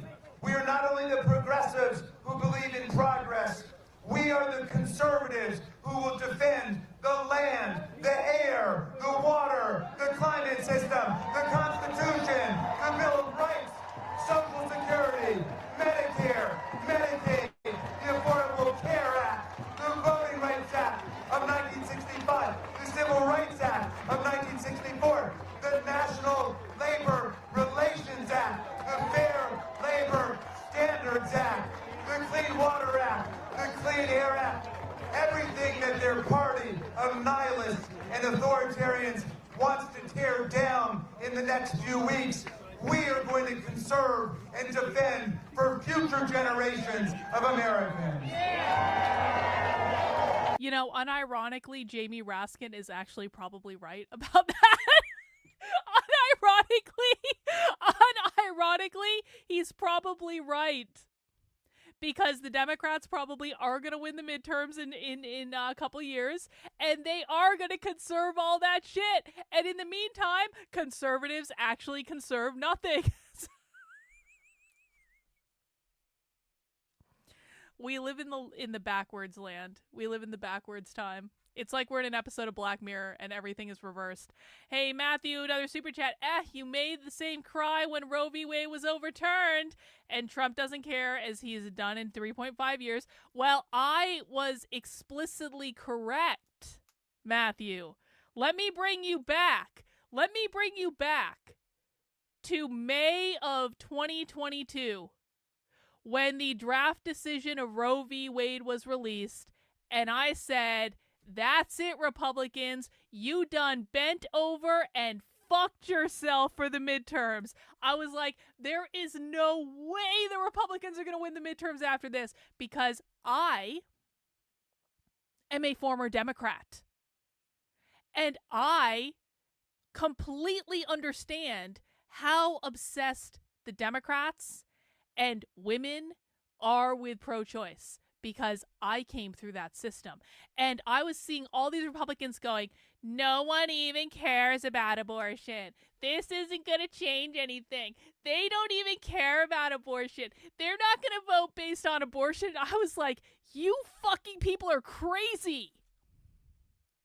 I was like, do you understand? This is going to lead to record fundraising for the Democrats. It's going to lead to record voter registration for the Democrats. And guess what? I was right.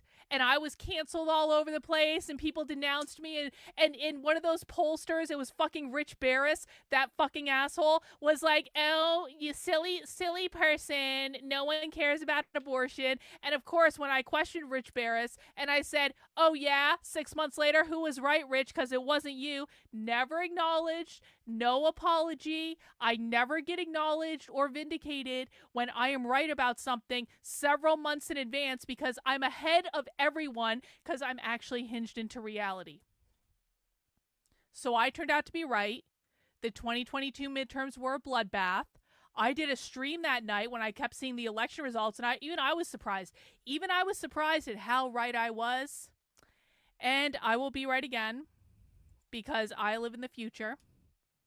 And I'm very psychic, and I know what's what. Anyway, let's continue. Thank you, Matthew.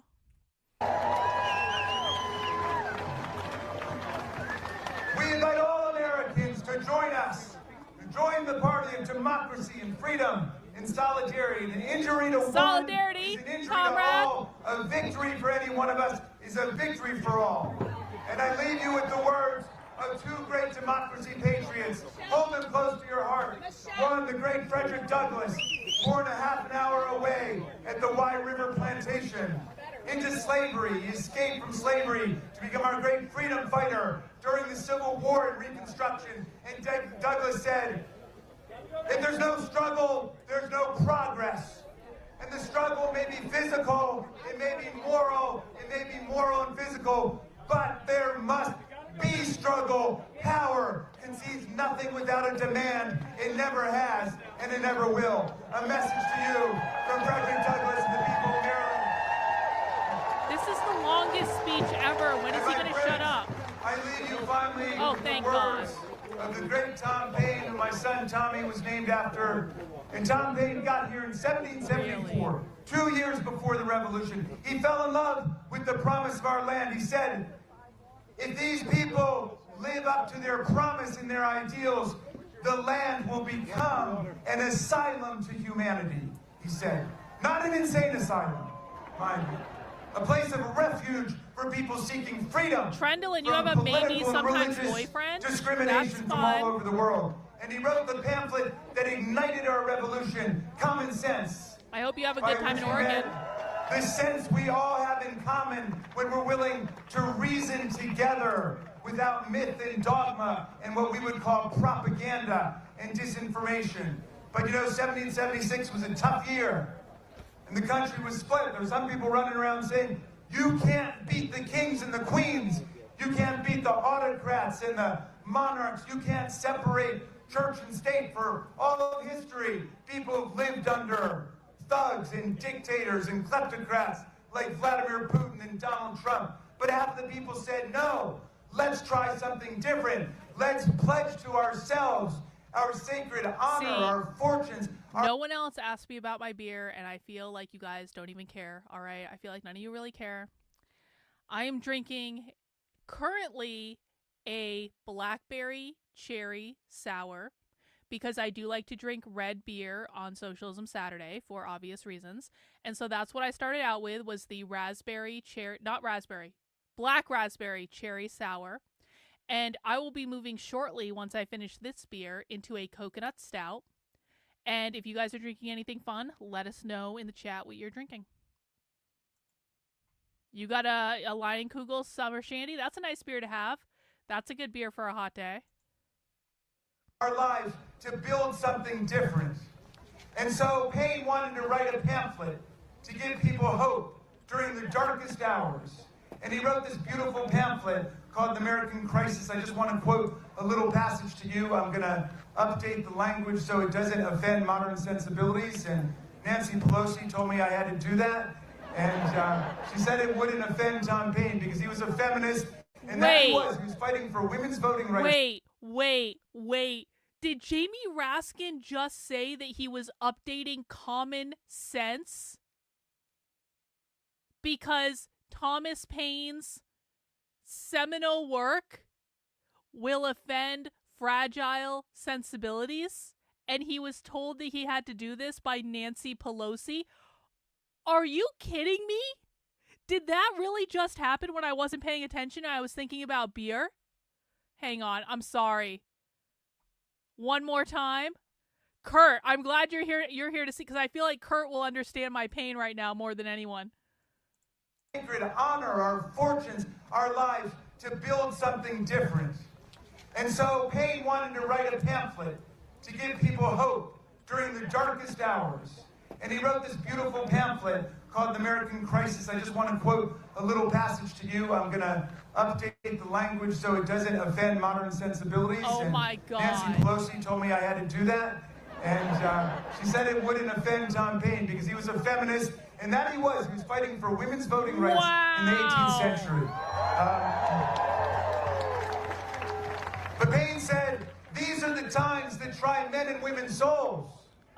The summer soldier and the sun. He had to add women, because the actual line is, these are the times that try men's souls. No, he had to say, These are the times that try men's and women's souls. Hey, you know what? Listen, let's look on the bright side. At least he admitted there are two genders and there are only two, and he didn't include a non-binary, although I kind of sort of wish that he had included non-binary, because that would have been so fucking funny. If Jamie Raskin had said, these are the times that try men's and women's and non-binary sensibilities, I would have fucking died. I would have, like, there would be nothing else to see. If I had seen Jamie Raskin say, these are the times that try men's and women's and non-binary sensibilities.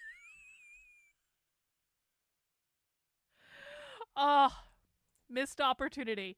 Hey, Sergeant Rosie, it's good to see you. Prune juice because I'm an old fart who thinks they're still 30. Then I look in the mirror and I add the vodka. Hey, you know what?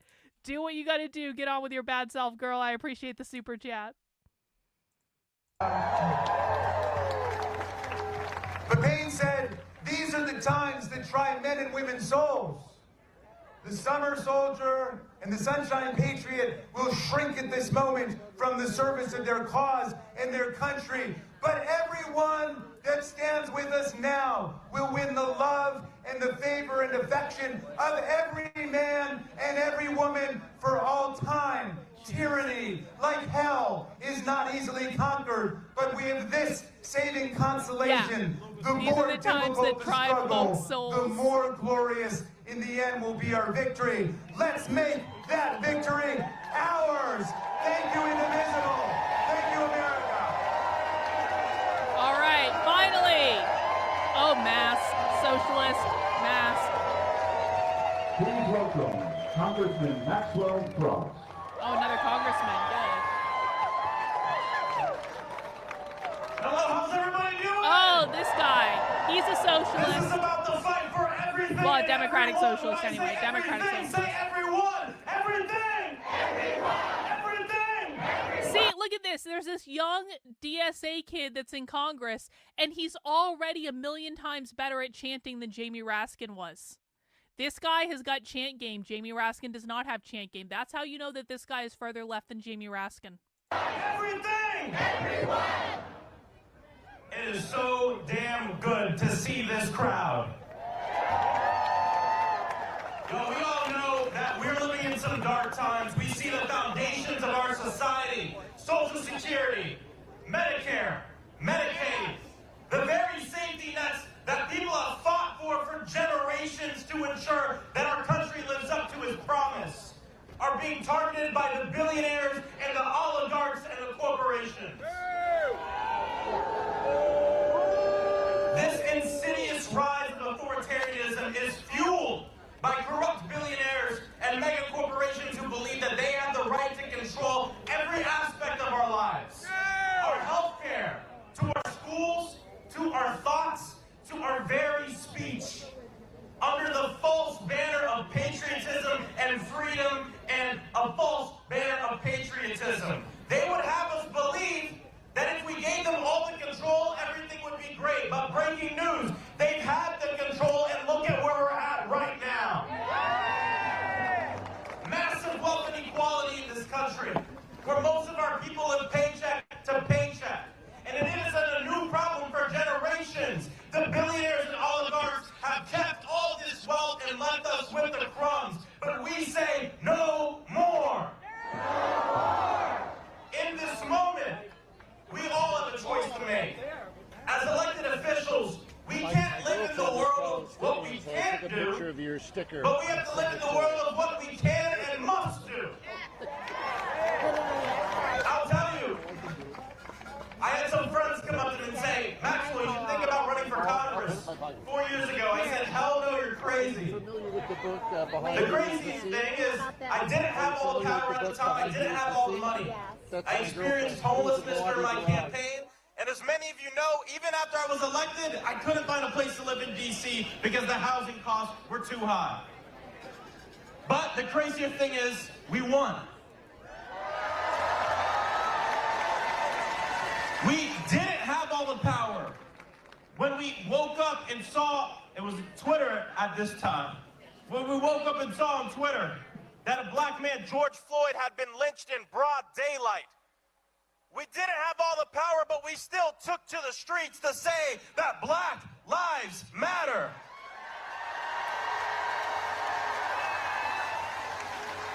They didn't have all the power when a gunman walked into Marjorie Stoneman Douglas in Parkland, Florida, and murdered 17 students, children, and teachers. But the students rose up, demanded that we end gun violence, and the world didn't just watch, the world marched to end gun violence.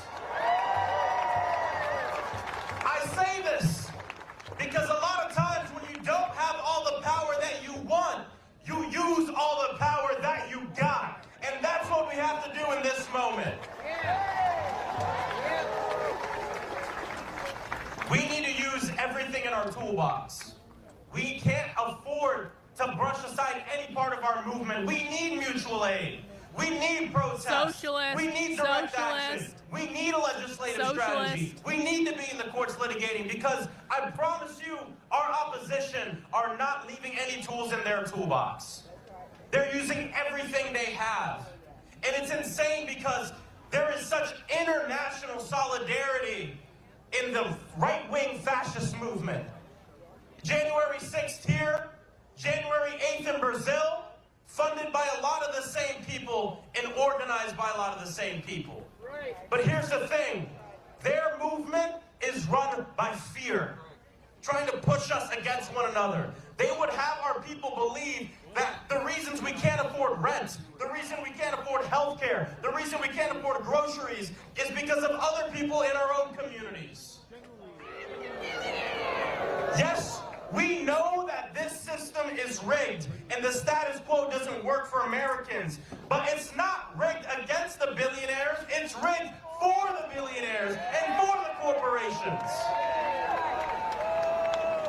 They are the ones hoarding so much wealth, we can't even imagine what it is. They're the ones cutting essential programs that help working families while giving themselves massive tax breaks that benefits nobody but themselves. They tell us that immigrants are stealing our jobs, but they're the ones shipping jobs overseas and hiring corporate lawyers to go and union bust. They're the ones that are screwing us over on the job. They tell us that trans people are a threat to our children, but they're the ones dismantling public... Hang on, Maria has a question, and it's a good question. Would this speaker be an example of a real leftist going in to try to radicalize normie Democrats and pull them left? Yes. Yeah. This person is minimally Democratic Socialists of America, and I think they're probably going to start inching more and more left. Now, remember, real radical revolutionary socialists believe that if you are a member of Congress, you are still too close to capitalism. So really, the most he could really be right now is more like a democratic socialist because he is working within the system as a reformer. But, you know, even getting Democrats to come over and be reformist socialists is still pulling the party further left. And I suspect we're going to see him go further left over time because chances are he's not always going to be in Congress. Education. They're the ones denying the climate crisis. They're the ones poisoning our planet. They're the ones doing nothing about the national public health emergency of gun. Gary's got a question. Why do I think progressives associate with socialists? You would think that would be counterproductive. Why? Progressives ultimately want a post-capitalist society. They're not as explicit about it as socialists, but ultimately do progressives have a lot of the same goals as socialists? Yup. Ultimately, do progressives want a lot of the same policies socialists do? Yup. They don't think about them in the same way. The progressives don't say, we're trying to overthrow capitalism, but they do say we want universal health care and a Green New Deal, and we want to be able to queer and trans kids and all that. So progressive is really like the gateway that gets you into the socialist pipeline. And so why wouldn't they associate with socialists? Like, they have more in common. Progressives have more in common with socialists than they do with Democrats. Violence. And they want us to believe that they're advocates of free speech. But they're the ones kidnapping and disappearing college students across this country that are just fighting for peace to ensure absolutely that innocent people don't not die. one, not a single one. The message is simple, and I've been traveling the country. I went to Michigan with my good friend Senator Chris Murphy to a Republican district, and the message is simple. We're in this situation not because of our neighbors. I promise you, your bank account looks a lot more like your trans neighbors or your immigrant neighbors, and nothing like Elon Musk's. In fact, we're all closer to being on the streets than having a bank account that looks like his. How do you think he got to where he's at? I had people who come up to me and say, Maxwell, why would they be stealing? Elon Musk is already the richest person in the world. He has enough money. The question is, how do you think he became the richest person in the world? No. And No.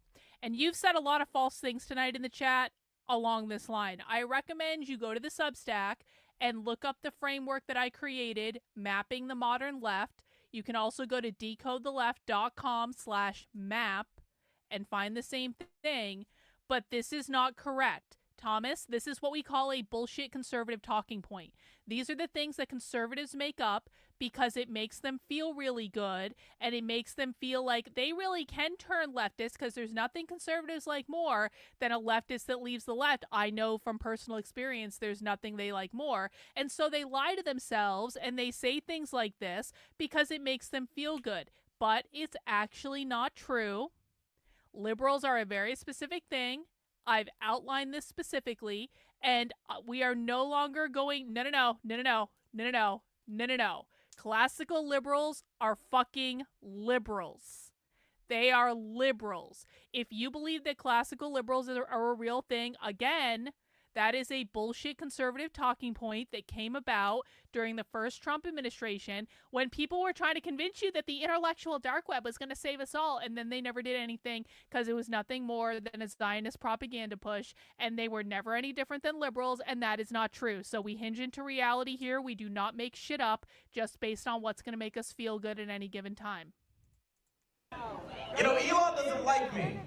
If you told me 5 years ago that the richest man on earth would be tweeting about me, I mean, it goes to show Elon's a great example that money can't buy you happiness, and money can't buy you a Wisconsin Supreme Court seat either.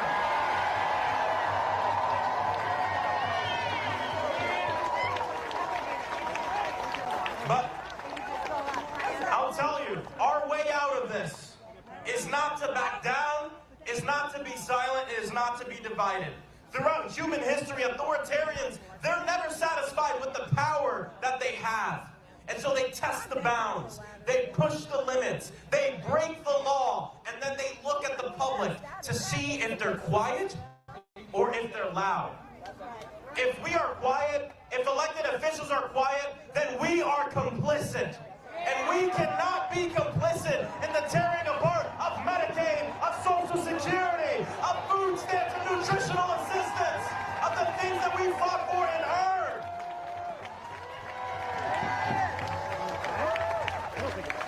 This is why Democrats in the House and across the country, we can't be and we are. Are there usually counter-protesters? Why would there be counter-protesters? There'd be no reason for it to be counter-protesters. The socialists are not going to protest like more Democrat events. That just doesn't really make any sense. What they did, Esther, is they held their own events instead. So the socialists held their own protests, the more radical revolutionary ones that we're just not watching tonight because I don't want to watch a Free Palestine protest. But there would be literally no reason for socialists to protest a Democrat protest. Not the minority party. We must be the opposition in this moment. And then in less than 2 years, we will become the majority. And I'll tell you this, Elon Musk was on the news the other day saying, well, if the Democrats win, it's just going to be subpoenas and investigations. It's the one thing he's right about. You're damn right there's going to be subpoenas. You're damn right there's going to be investigations.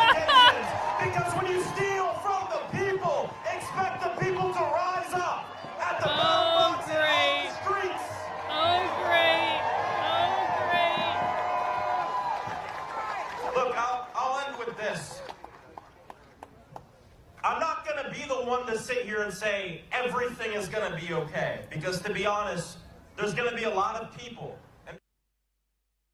What the hell? It's them, it's not me. It's not my fault. I didn't do anything.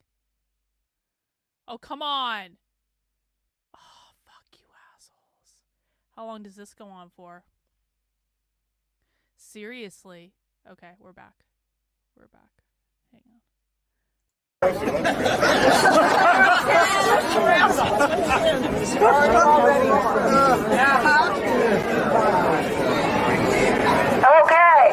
All right. Got it. Thank you. Okay. So we got a great lineup of people. We're gonna get us all going because we have got to win. What we're going to say is hands off and hell no to cutting our Social Security. Okay. No, we're not going to watch this. We're not going to watch this. What we're going to do is we're going to go back to YouTube and we're going to watch what I was watching earlier. We're going to watch the stream I was watching earlier, which was far better than this. So annoying. Their own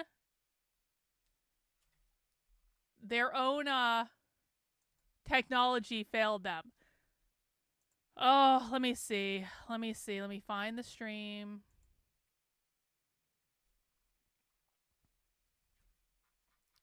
Let's see. I was watching USA Today earlier. And we are going to watch that because apparently they had a much better view on the protests than the other ones did. Okay, hang on. This might even be a different stage that I was watching at the... No, it's the same one. Okay. Okay.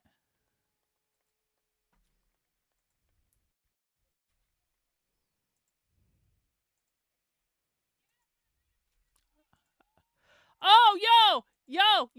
They actually, I know you guys didn't hear that. I didn't have the sound set up. They just announced the Freedom Futures Collective, which is a far left group. So I wonder, I bet you know what I bet this is? So this is the same stage that we were just watching. This is what the front side of the stage looks like. And so what I bet they did is, I bet they had like warm-up speakers before they got to Jamie Raskin and the other one. And so, because this stream is much longer, this is 5 hours. Whereas the other stream was like 2 hours. So I bet what the other stream did is they started closer to the end with like the big name speakers, but they had like warm-up acts like they do if you're going to a concert.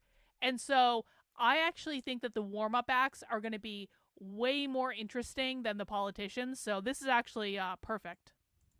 Next up, we have one of our elected officials here in D.C., who's our shadow House representative. We have those in D.C. because we do not have the kind of rights that we need, and that's what we're here to hear about today. So thank you for being a part of this pre-program, and I can see our other shadow pre-program out there in the audience. Nice to see you. Next up, we have Oye Owoloa to speak to us about D.C. statehood. Give it up for Oye. Yeah. Okay. So this is going to be so much better. So this is the pre-program for the protests we were just watching. I didn't realize there was a pre-program. And what that means is these speakers are going to be more far left. So this is where we're like, Jamie Raskin's a Democrat, right? That's not far left. But these speakers are going to be more democratic socialists, and even some of them might be like actual socialists. And we'll be able to tell the difference very easily. What's up, DC? Woo! What's up, bro? Give it up for the past performances. Woo! Now, I'm so glad to be here to kick off the National Hands Off movement. Woo! Do you want to have a discussion about how long people wait in the line to go to a Trump rally? Those people that wait in line for hours or sometimes more than a day to go to a Trump rally are no different than this. No different at all. Now, people come from around the world to see the monuments, the White House, Congress, but they leave seeing you guys. This is the real DC. Give it up for yourselves.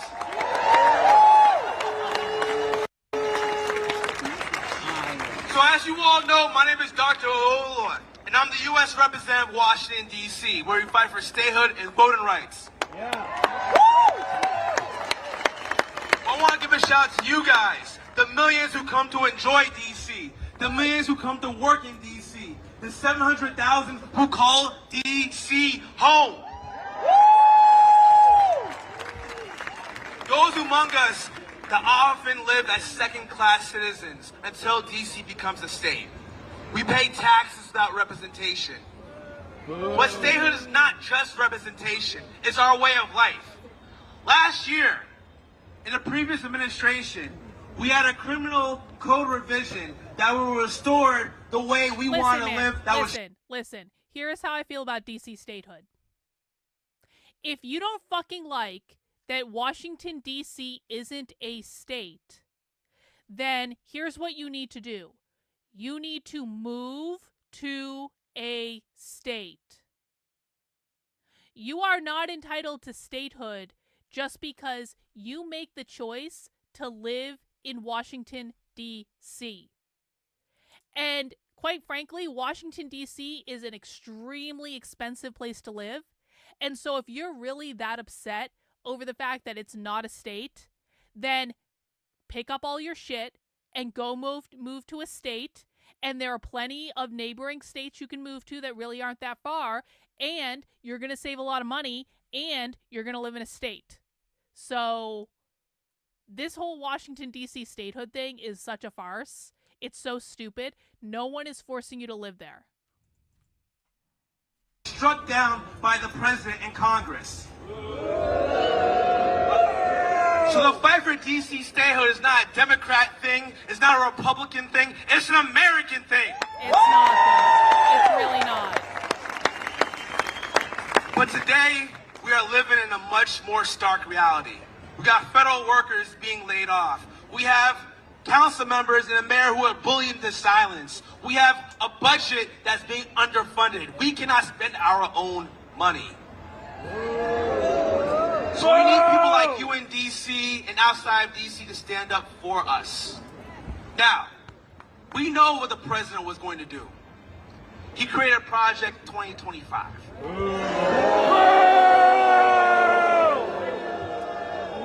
But in my opinion, the power belongs to the people. So we need to create a Project 2026 plan. One that supports organized labor and pushes Congress to pass the PRO Act. I'll be right back, guys. One that fights for the LGBTQ plus community and pushes Congress to pass the Equality Act. One that restores life to D.C. residents and pass the D.C. Statehood Emissions Act.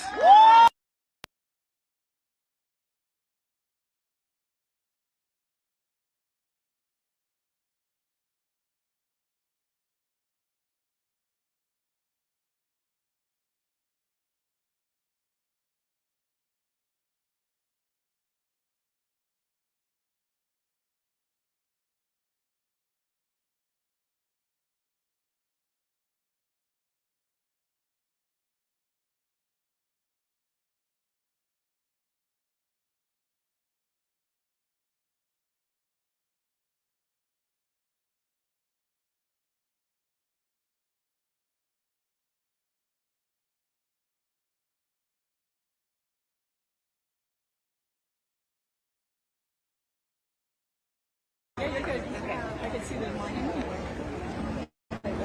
All right, we have reached the end of our DC specific program this morning. What did you all think about our amazing performance on stage?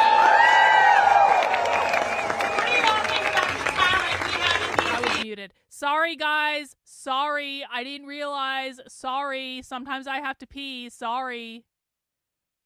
We're back. I want to just close this out by just reminding us what is happening all around us in these buildings around us. We have people from Doge who are breaking into buildings. We have illegally broken contracts that we have with workers. We have an attempt to go after our entire economy. We know the reality in DC. The reality is that violent crime is at a 30-year low in this community.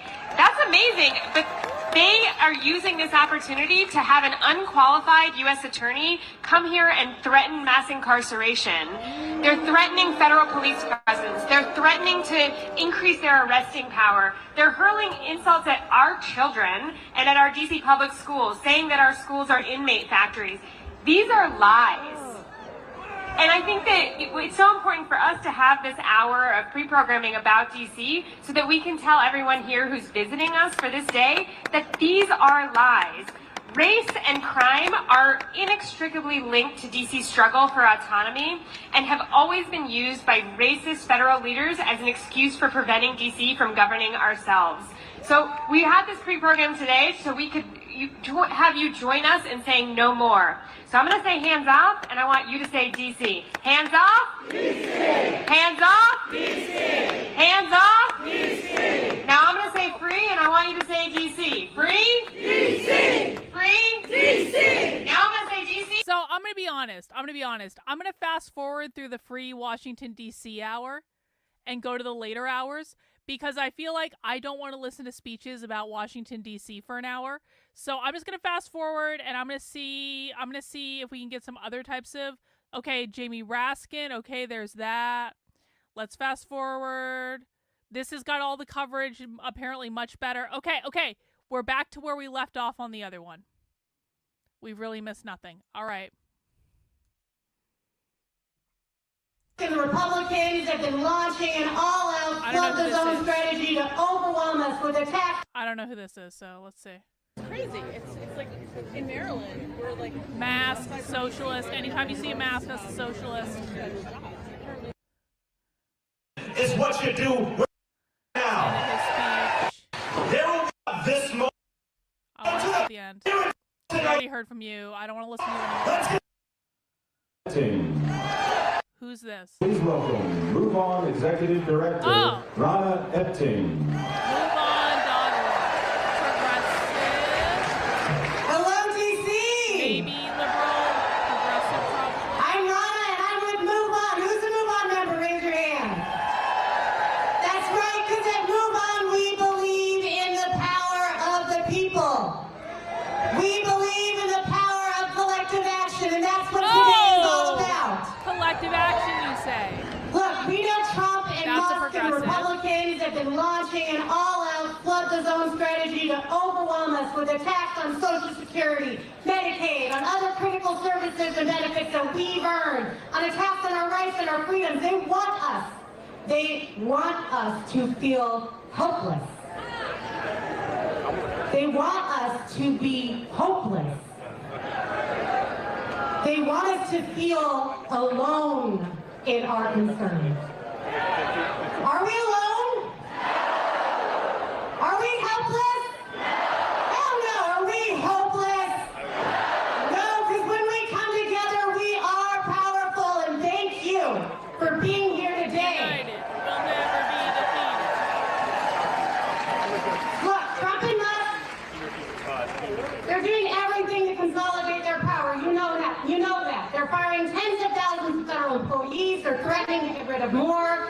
They're trying to eliminate the Department of Education, leaving students, parents, and teachers on the cold in favor of making their billionaire backers richer and richer. And now they're attempting to silence our neighbors in the workforce all across the country by taking away their voice on the job. Are we going to stand for that? But as we know, the working people united will never be divided, will never be defeated. And you're about to hear from some incredible leaders of unions here today. We'll be joined alongside with working people who've been directly affected at the hands of Trump and Musk. They're not just fighting for their members, they are fighting for all of us, folks. So please give a big, hearty welcome to the stage, AFL-CIO President Liz Shuler, NEA President Becky Pringle, National Nurses United President Kathy Kennedy, NFSE President Randy Irwin, and AFG President Everett Kelly, along with their members.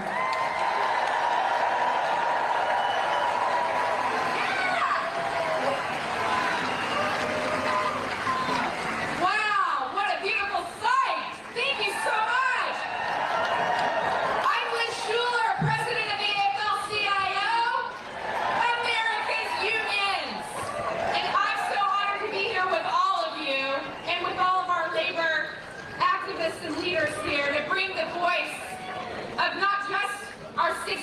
trade unions and nearly 15 million workers, but of every working person in this country.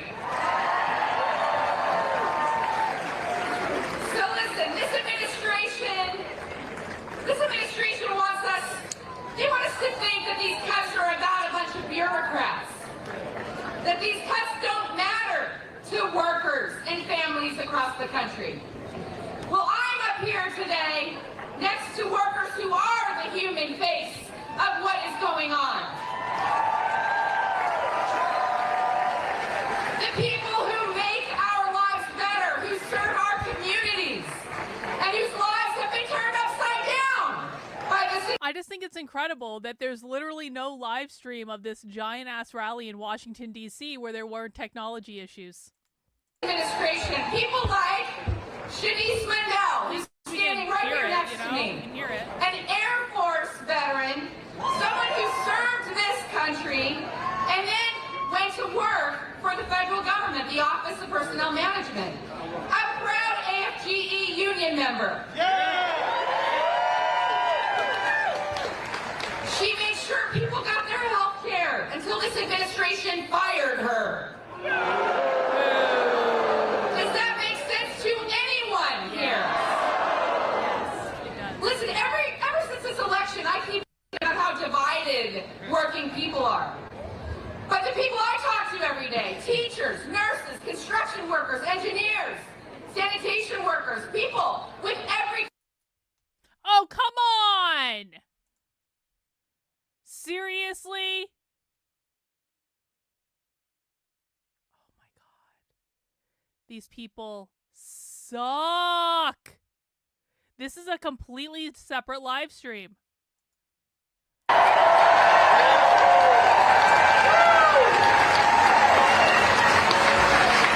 words spoken by W.E.B. Du Bois over a century ago are still true today. That's Becky Pringle. I believe that's Becky Pringle. She's the National Education Association. I am Becky Pringle, and I am most proud of having taught eighth graders the wonders of science for 31 years. And I am honored to be the president of this nation's largest labor union, the National Education Association.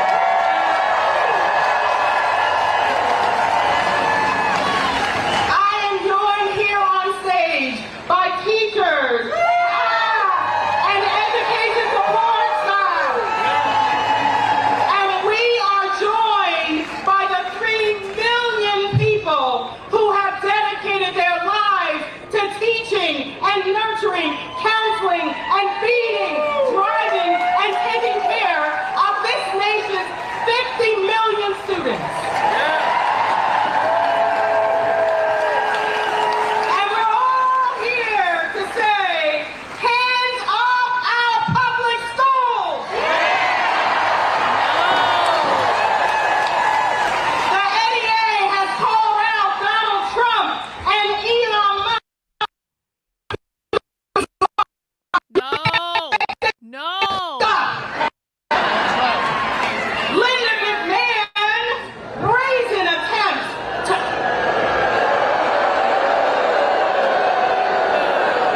Their brazen attempts... No! We're not gonna get to see Becky? Let's see. Now they just go to some protesting on the streets. I don't care about talking to these people.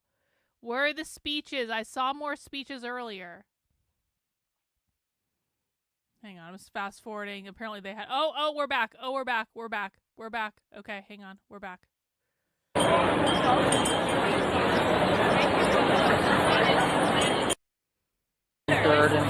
are massive protests, guys. Like whether or not, these are massive protests. It was set in motion by the brave people who had long fought and died for a better America. It's our turn to carry that torch, and we will do that with honor. And we are armed with the lessons of their struggles the victories they won, and the unwavering belief that America can always become better.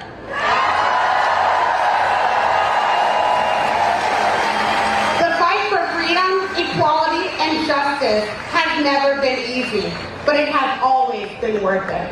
And in that spirit, we rise together with all of these amazing organizations as not just a movement, but a coalition under one simple truth. This is our civil rights moment. This is our call to action. It is our power. It is our voice. It is the essence of who we are and who we've always been. A people who will be damned if we are silenced.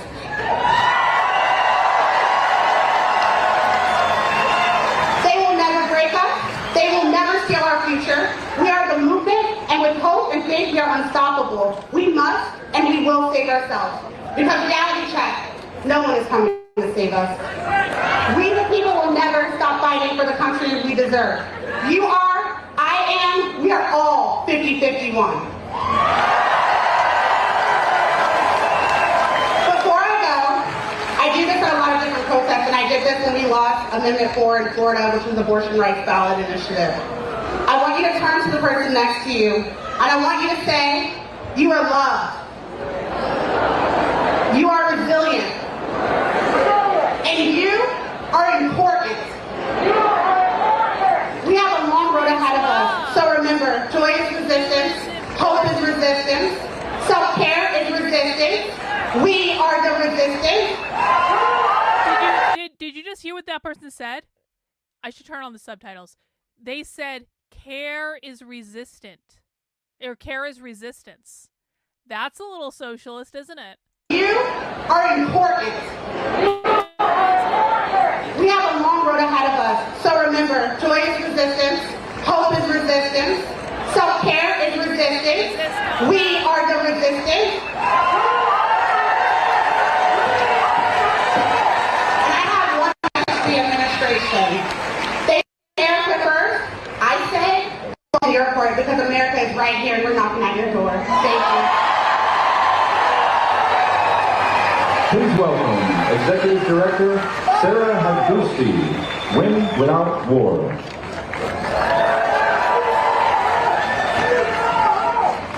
Hi everyone, my name is Karlyn Borysenko. I am the Executive Director of Win Without War, a movement 100,000 strong across the country.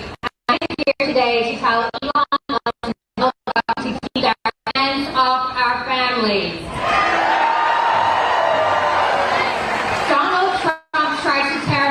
Apart. When the Muslim ban first came down, I was pregnant with my first child and terrified that my mother would not be allowed in the country because she, like me, simply happened to be born in Iran. And I want to say thank you to every single person who showed up today, because it was because of protests just like this, as well as legal action from our movement, that my family was okay.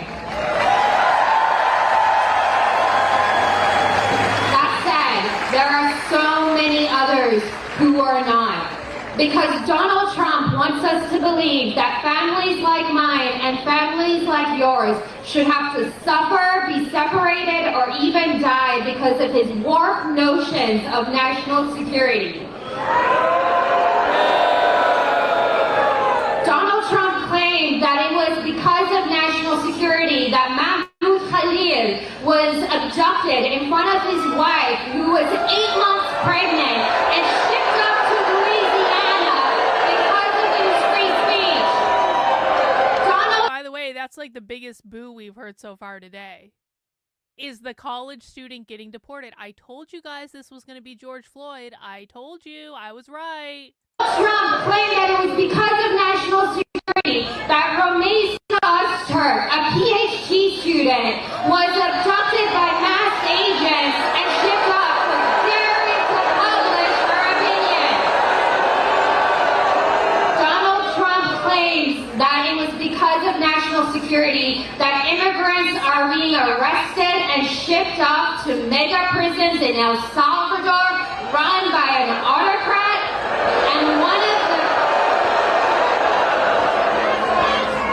one of the people he shipped off was Kilmar Abreu Garcia, a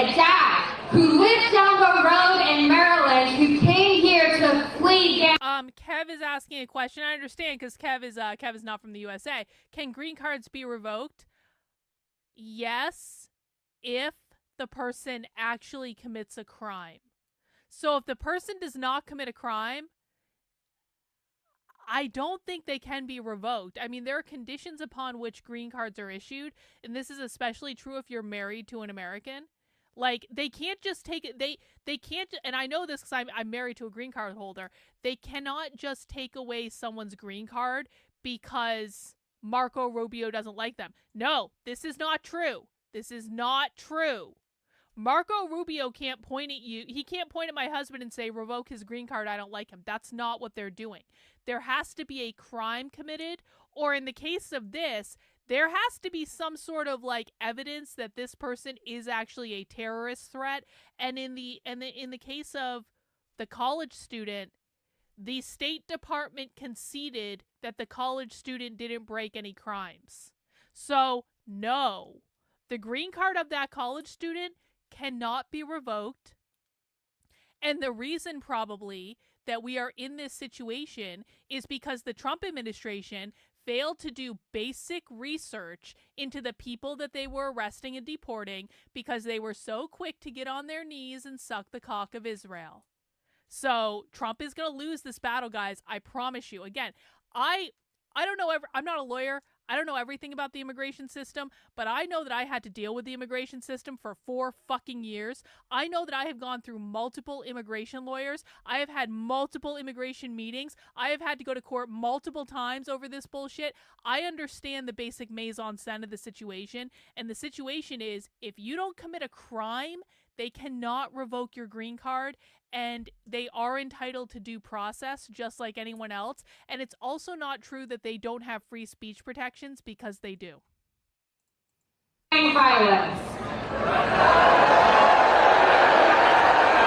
Donald Trump tells us it's a matter of national security that Bibi Netanyahu ripped up the ceasefire and is now back. This is actually a good point, though, because Kev is saying they got rid of Emma Goldman and a bunch of anarchists in 1919. There is a list of communists. See, here is the most ironic thing about what the Trump administration did. If they had deported Mahmoud Khalil for being a revolutionary socialist, the Trump administration would probably have more grounds to stand on based on deporting him for being a revolutionary socialist than they did for him doing these pro-Palestine protests. And let me explain why. It is actually technically, like, against the law to be involved with revolutionary socialist organizations that want to overthrow the federal government. Mahmoud Khalil provably, this is not speculation, he provably was involved with revolutionary socialist groups that want to overthrow the federal government. So if the Trump administration had deported him for being part of revolutionary groups that want to overthrow the federal government, they actually probably would have been able to get away with it. But they didn't deport him for that, and the reason they are trying to deport him matters. The judge is going to take this into consideration. The judge isn't going to say, you guys deported him for the wrong reason, but you could have deported him for this other reason over here. The judge is going to argue based on why the Trump administration actually said he needed to be deported, which was for him engaging in pro-Hamas, anti-Semitic activities, which are not actually prohibited under our law. But it is prohibited for people to be involved in these revolutionary communist organizations with the explicit goal of overthrowing the federal government. I've actually thought about this. So the great irony of this whole situation is, and I've been saying this from the very beginning, had the Trump administration just fought back against the communists, they could deport so many fucking foreign students for being communists. And I would not argue at all if Trump deported every foreign student for being a communist and being involved in these revolutionary communist organizations. And the ironic thing is that if the Trump administration asked me, I could give them a fucking list of organizations. And on that list would be organizations Mahmoud Khalil was involved in. And if they deported him for that, they probably would have won, because that is actually against the law. But it is not against the law for someone to oppose Israel. It is not against the law for someone to attend a pro-Palestine protest. It is not against the law for someone to organize a pro-Palestine protest. It is not against the law for someone to be a negotiator for a group that was organizing it. None of that shit's against the law. So the Trump administration, had they just done the right fucking thing, probably could have won. But again, Israel is what's most important to them. To slaughtering and wiping out whole families in Gaza. Now let me be very clear. Not a single person here is more safe when parents in Gaza have to dig with their bare hands for rubble, hoping that their kids are alive. Not a single person here is more safe because the families who lost loved ones and had lost Hamas during the horrific October 7th are still waiting to have their loved ones come home. When Donald Trump cozies up to dictators like Putin, when he takes away critical HIV treatment from so many in need, when he lets food rot in warehouses instead of giving them to people, he makes every single one of us less sick. I am here today to say hands off our families. Hands off our students. Hands off our neighbors. Hands off aid.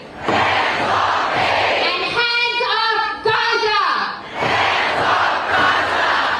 I want you all to remember that from South Korea to Brazil, we have seen time and time again the power of movements just like this one and their success in pushing back against right-wing coups and authoritarianism.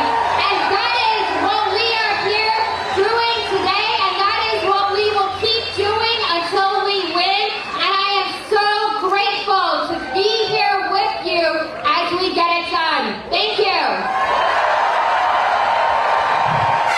Please welcome Karlyn Lewis, Vote Vets.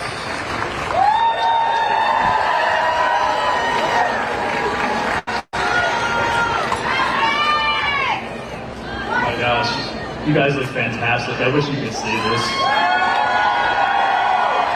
Great work on the signs too. You guys did a fantastic job. You showed out today. Hey, so it's great to be here with so many of you beautiful, smiling people. My bad. My name is Kyle Lewis, and I'm here with Vote Vets, the first and largest organization for progressive veterans in this country. I'm a veteran, a father, a Medicare beneficiary, and a stage 4 cancer thriver.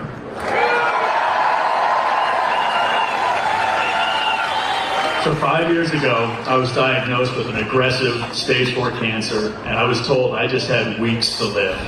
My doctors recommended I begin an innovative immunotherapy treatment.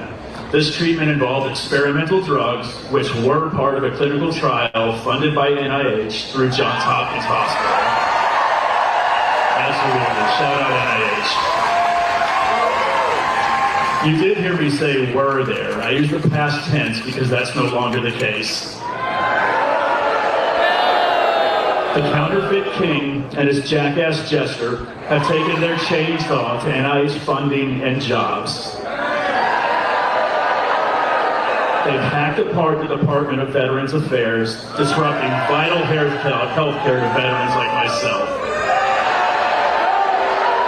And they've shamefully fired critical health workers. They've wantonly slashed money for clinical trials and other crucial medical and scientific work which leads to breakthroughs like the drugs that saved my life, drugs that in many cases are no longer available. My life and the lives of millions of Americans with cancer and other life-threatening diseases are now at even greater risk. The lives and well-being of veterans are at risk. All of this is the greed and inhumanity of a tiny number of obscenely rich billionaires. Absolutely. They want to fleece the people's government, our government, and seize more money for themselves. And make no mistake, these are our tax dollars. This is our money. These are our services. I was and remain extremely lucky to be here. That clinical trial and those drugs saved my life, and they're the only reason I'm standing up here speaking to you today.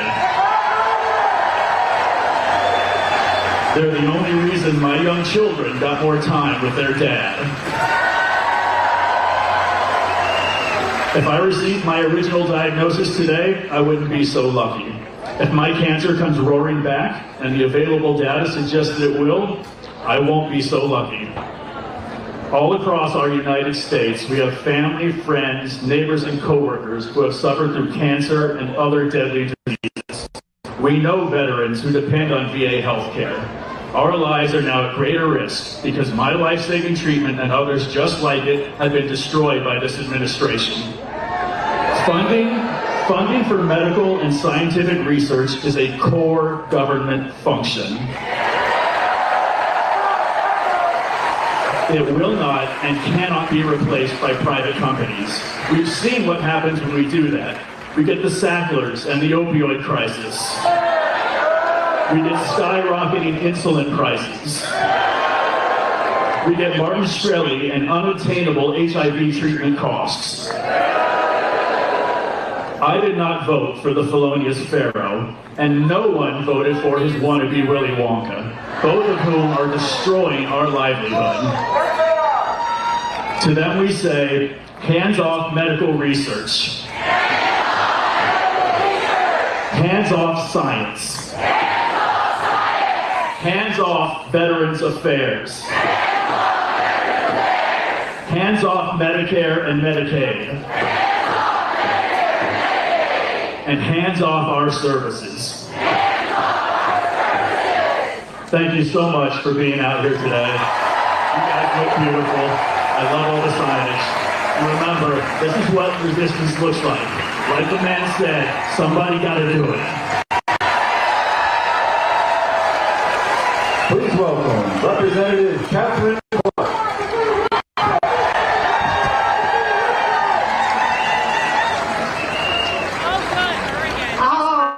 It is such a beautiful sight to see over 100,000 patriots.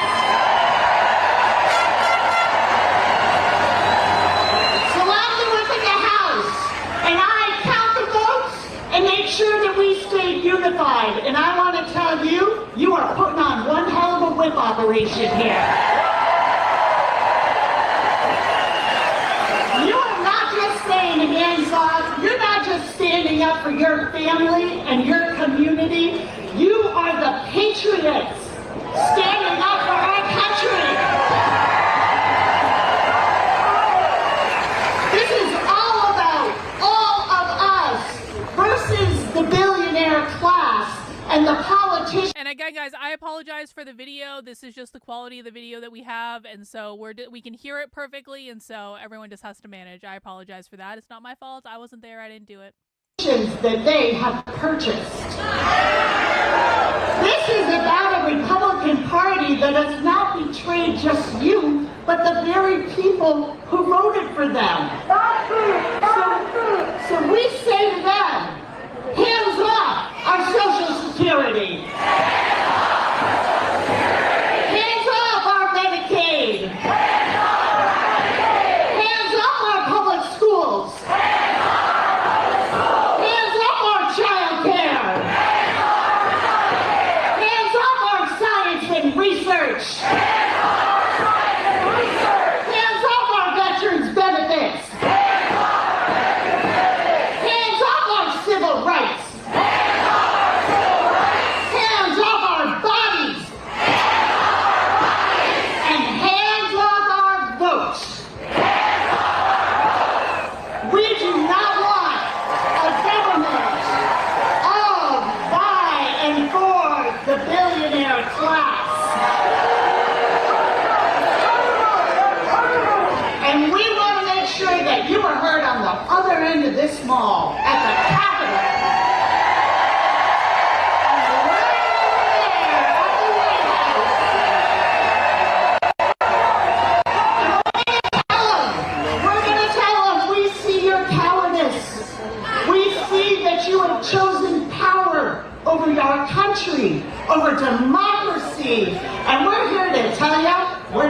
stand for it.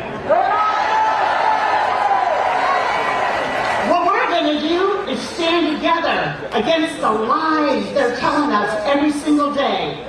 Against the fascist lie that our bodies are not our own. That non-white means non-qualified. That billionaires are worthy of dignity more than working families.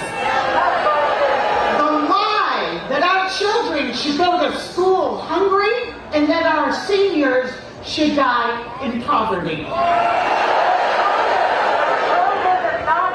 So these have been desperate times, and we can get full of despair.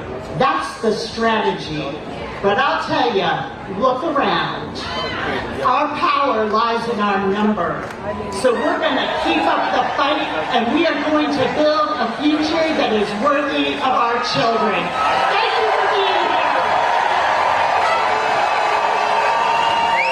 Please welcome Co-President Rob Weissman, Executive Chair Norm Eisen, State Democracy Defenders Action, National Campaigns Director Anu Joshi from ACLU.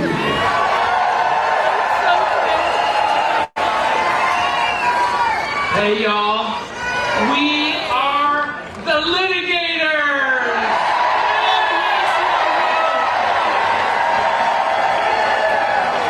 With our big coalition of hundreds of democracy and civil society groups, labor and federal employees, and ordinary folks like the over 100,000 of you!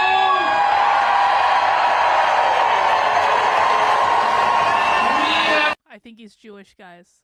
I think he might be Jewish. Not that there's anything wrong with that. Support from San Francisco and Seattle to New York and New Hampshire. And we and our coalition have won. More than 50 court orders stopping Trump and Musk and their cronies. The judges have been Democratic appointees and Republican appointees and independents. And do you know what they have said? Hands off my Constitution! Angel Eyes in with a $20 super chat, getting us within $10 of our goal for tonight. I appreciate you, Angel Eyes. Thank you for dropping by. Guys, please mount the like button if you're enjoying Socialism Saturday. We are watching some laid-back protest coverage tonight, and we're just chilling, and we're laughing because this is funny, and you need to find the humor in this. Otherwise, we'll cry. Mount the like button for me, guys. Let's continue. Join them and let's say it loud so they can hear us over in the White House. Are you ready?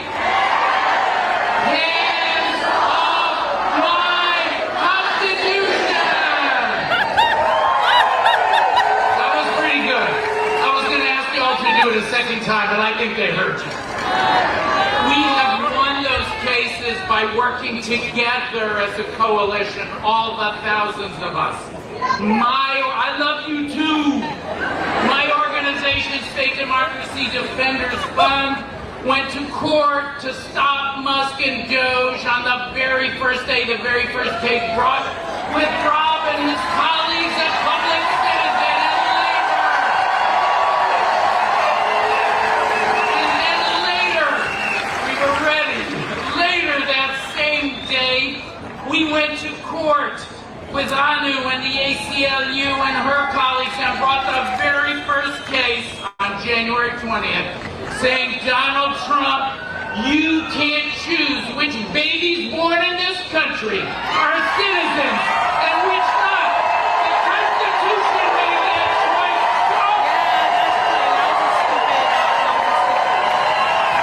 And since then, we won that, and dozens more the coalition did. And you know what? Trump and Musk can't stand all that losing. That's why, yes, they hate it. That's why they're lashing the law firm. Shoot, they're lashing out at me. Donald Trump has removed my security clearance 3 times. 3 times. Trump removed his security clearance 3 times? That's actually hilarious. I don't know if it's a mental capacity thing and he just forgets that he did it, or if he takes it away and then when he loses again, he says, turn it back on so I can feel better about all the losing. Hanu, what do you think?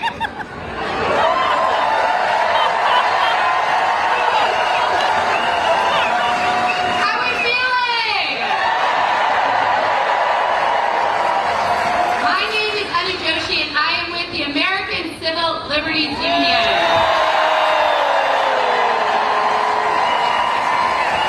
In the just over 2 months since Inauguration Day, the ACLU has filed over 30 lawsuits against the Trump administration. Yeah, I mean, I used to be a Democrat. I used to go to shit like this. And it's so fucking cringe. Democrats are so cringe. Once you start watching socialism, you never go back to Democrats because Democrats are awful. It's like, do you know what Democrats are like? It's like they're preschool teachers. They're preschool and kindergarten teachers. And they're like trying to like rev up they're like treating us all like we're 5-year-olds. Like, hey guys, let's go get in a circle for story time. Who wants to line up and go outside for recess? Oh, do you see this toy? Do you want this toy? Don't you might be a boy, but really aren't you a girl? Like, it's like they have this attitude where it's like they're corralling a bunch of like little kids. Except no one's a little kid at this rally.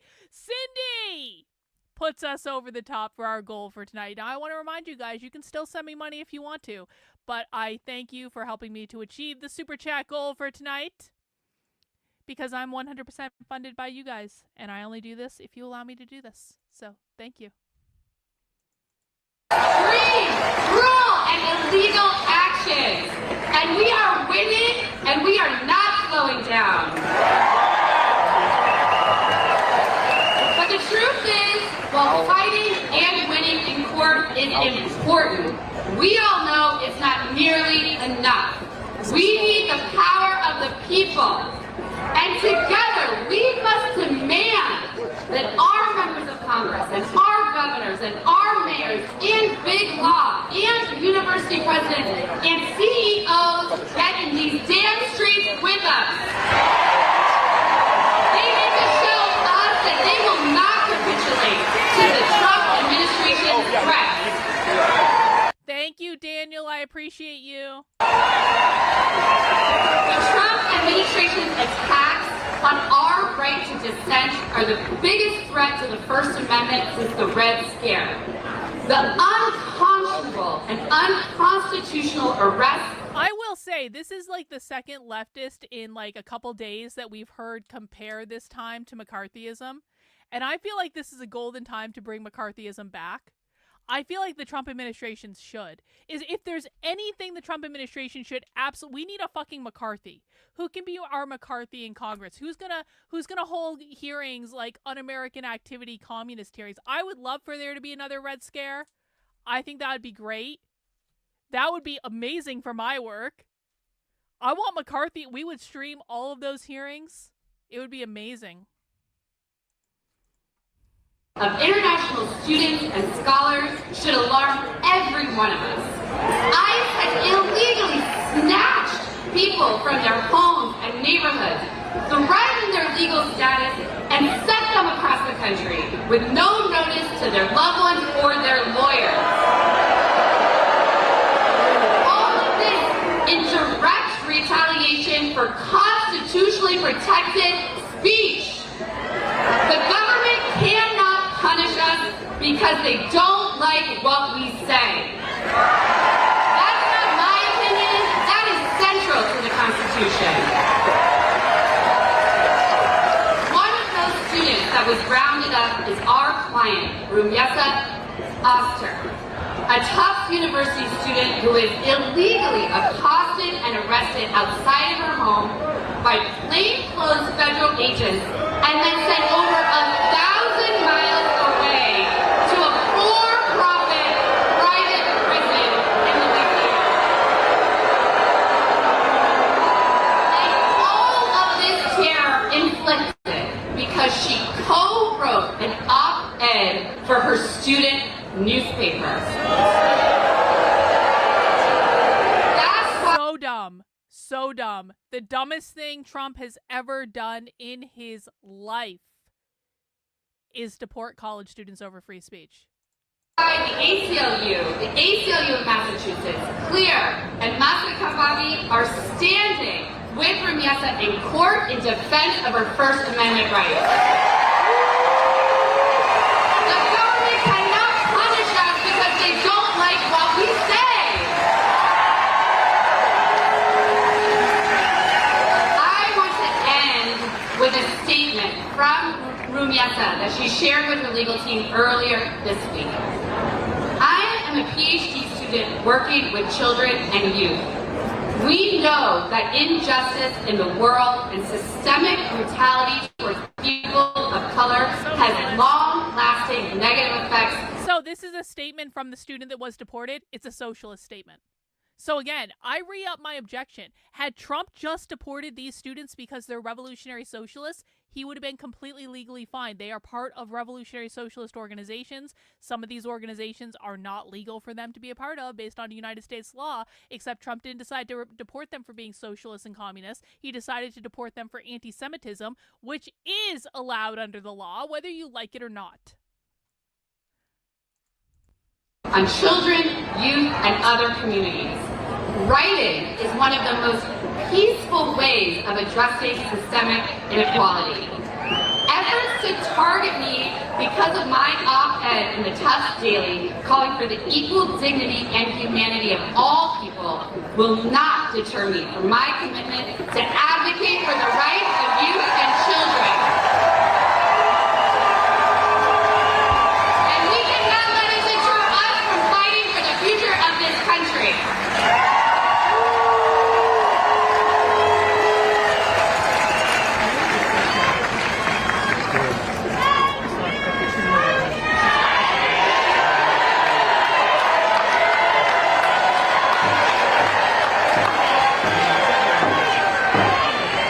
Friends, I'm Rob Weissman with Public Citizen.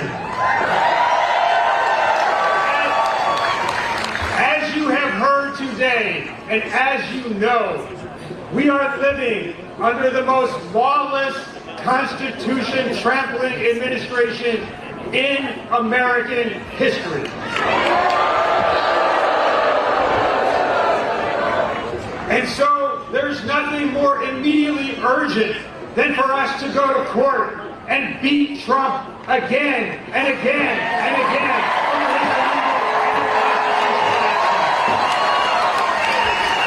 And we have to do it because it's not just about a Schoolhouse Rock moment. It's because people's lives are at stake. It is his illegal actions that are causing a humanitarian disaster around the world. So people are going to die from malaria and TB and preventable disease for no reason. People are going to die from malaria and TB because Trump is president? Yeah, okay. It is his illegal action that is paving the way for financial fraudsters, for credit card scams and big banks to rip us off. It is his illegal and unconstitutional actions that are rolling back the rules that give us clean air. It is his illegal and unconstitutional action which is racing us towards climate catastrophe. Illegal and unconstitutional actions which are rolling back core racial justice programs. It is his illegal and unconstitutional actions which are stripping away our free speech rights. It is his illegal and unconstitutional actions which threaten this nation's labor movement and the right of workers and the federal government and elsewhere together to organize collectively. So we have to go to court, and we have to keep beating them, and we're going to do that.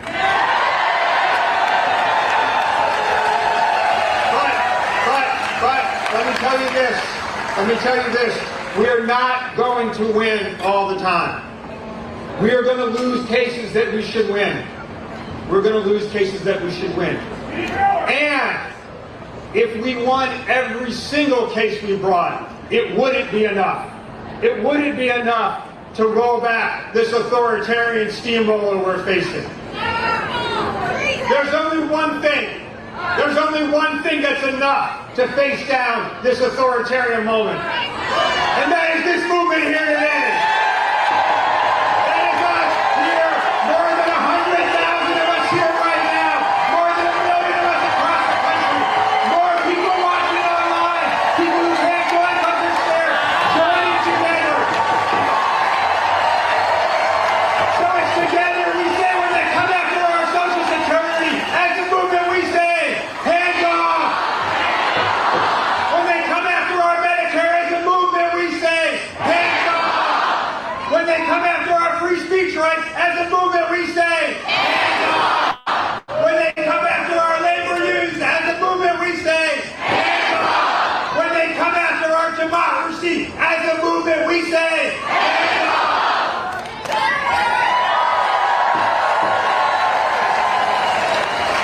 That's how we're going to win. Hands off. Hands off to us. Hands off to Trump. Hands off to authoritarianism. But hands open to each other, my friends. Hands open and embracing each other. And hands together in solidarity. Hands together in love. Hands together in community. Hands together in empathy. That's how we beat autocracy. That's how we beat oligarchy. That's how we beat Trump. That's how we send us back where we belong. That's how we rescue our democracy. Together, hands together, hands together, hands together, hands together, hands together.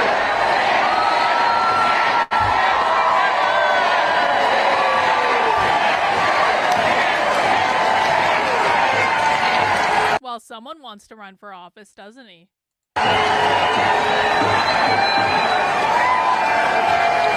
Please welcome Interim Executive Director Portia Allen Kyle, Color of Change.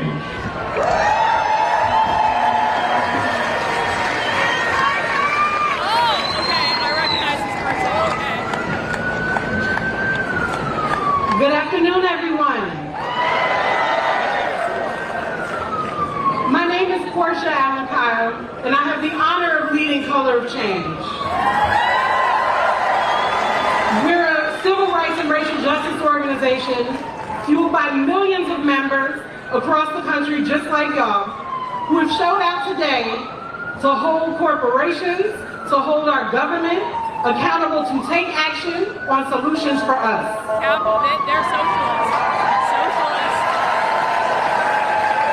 I wish we were gathered here under different circumstances, but 100,000 plus people here and millions of folks across the country coming together to stand up for our future is a beautiful thing.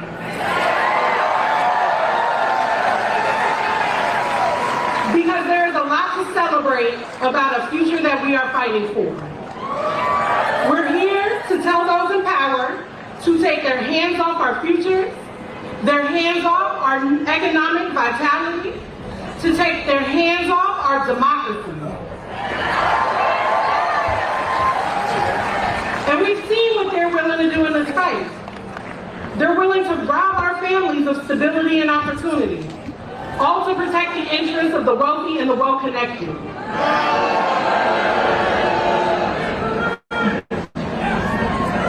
They're willing to steal the dignity of our elders by plundering Social Security, treating a lifetime of hard work as expendable and disposable. They're willing to gut the jobs of government workers who keep our communities running and keep our communities safe, just to consolidate power and profit. And this is just the latest. I'm sorry, what was that? What was that? Just to consolidate power and property? safe, just to consolidate power and profit. That is a socialist, ladies and gentlemen. That is a socialist. And this is just the latest chapter in a story in a long history designed to strip Black communities, Indigenous communities, Latino communities, queer communities, and our disabled brothers and sisters from our power, our purpose, and our possibility. But they can't. And we won't let them. The goal of this administration's agenda is predicated on anti-Blackness and a neo-segregationist agenda and approach that is seeking to erase us and erase our history. And while they seek to break us to embolden themselves, I'm reminded of the words of Alice Walker, prolific writer, Black woman and thought leader, who said there are those who believe that Black people possess the secret of joy, and that it is this that will sustain them through any spiritual or moral or physical devastation. And as a Black woman who has experienced the cruelties and injustices of this world, but who will not let it break me, I know her words are correct. She says resistance is the secret of joy.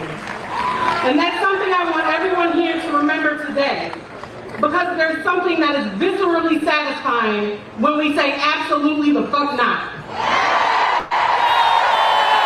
Oh, Dragon Balls! Dragon Balls, good to see you. Queen Karlyn, I finally caught you live. I had an Imperial Stout last night in honor of the Red Menace Collective. Love always and support to you. Cheers to you, Dragon Balls. I am having, it's not quite an Imperial Stout. I think it's like, well, it might be 8%. It's either 7 or 8%. So it's getting close to an Imperial Stout. And cheers to you, my friend. Good to see you. Thank you for dropping by.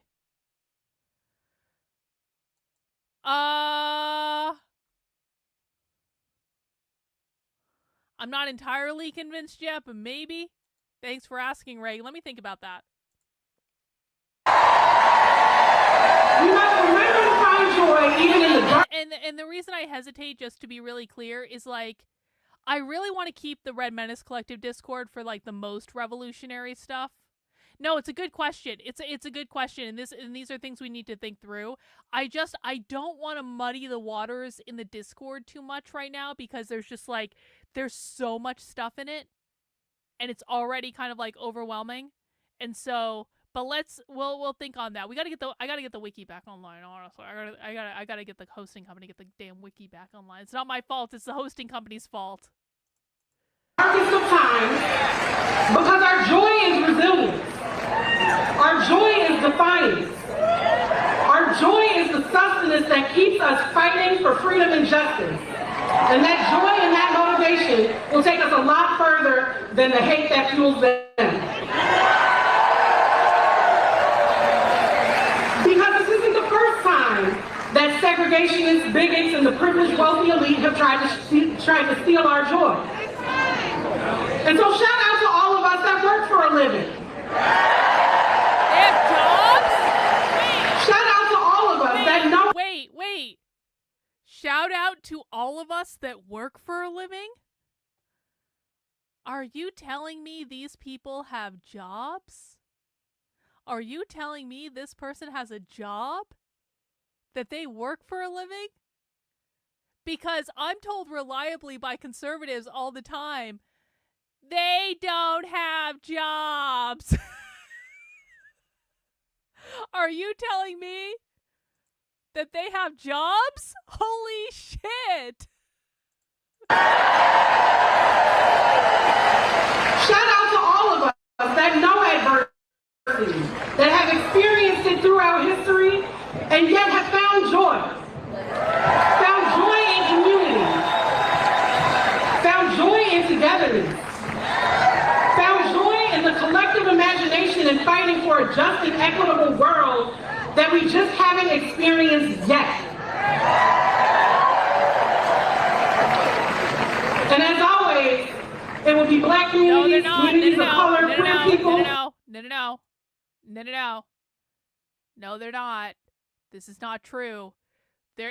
Tom, come on.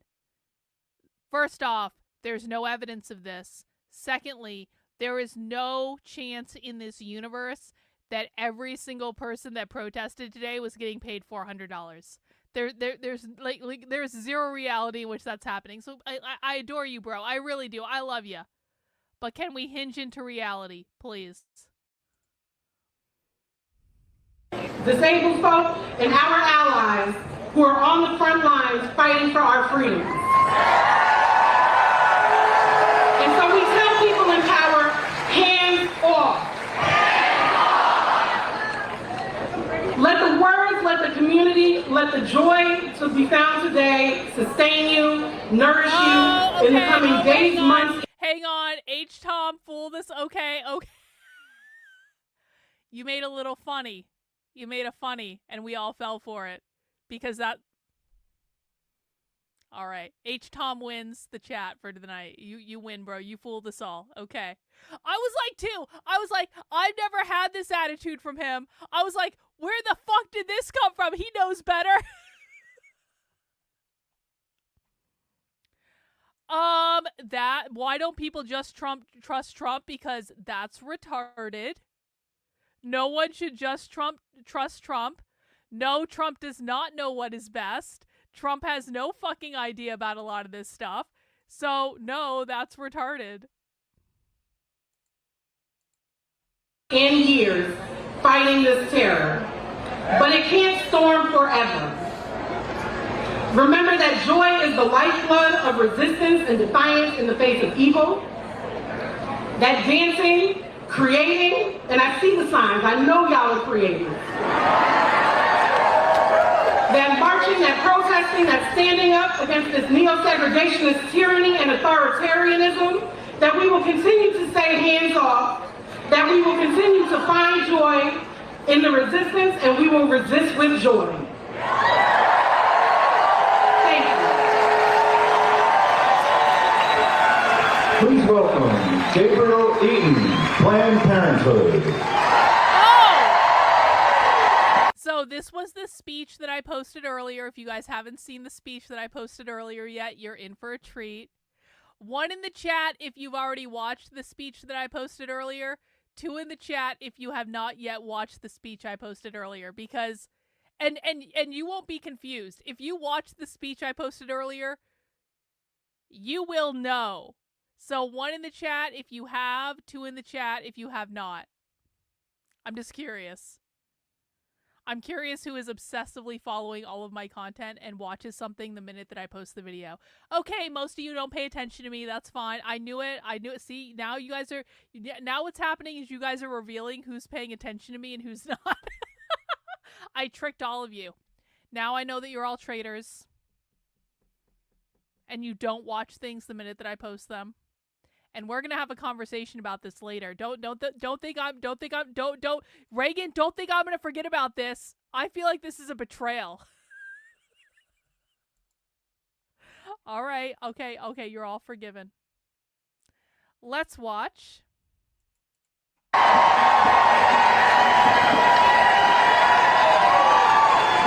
Hello, beautiful people.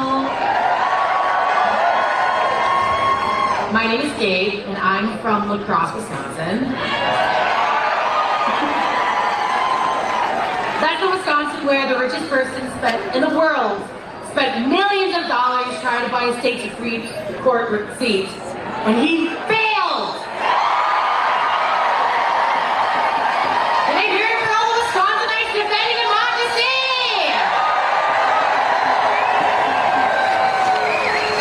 Let me tell you a little bit about myself. I'm Black. I am Filipino-Japanese, 2nd generation. I'm a disabled trans man. But I'm also a Medicaid patient. Disabled trans man. This person is representing Planned Parenthood, and they are a disabled trans man. Yes, exactly. They are a Crip. Exactly. Memphis Showboats, you must be new here. You must be new here. You sound like a conservative. You already told us to trust Trump, so we know that you're not hinged into reality yet. Why are they protesting? They don't need a reason to protest. The left organizes all the time. The left holds protests all the time. They don't need a reason for it. They aren't like the right. Well, they aren't like the right in many ways. Like one way is that the right never gets off their lazy asses and does anything. But if you're asking why they needed a reason to protest, they didn't need a reason to protest. This is called organizing. This is what people who are actually interested in politics do. This is not what conservatives do, because conservatives aren't actually interested in politics. Conservatives sit on their asses at home and they expect everyone to fix their problems for them. Whereas the left, when the left doesn't like something, they actually go out and do something about it. And you might not like what they do, but they actually do something. So why are they protesting, bro? Because they can.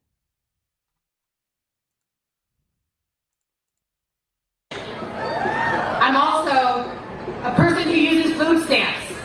I'm also a person who has been through houselessness in this country. I'm also a person who has gone through substance use and addiction. And most of all, I am a patient of Planned Parenthood.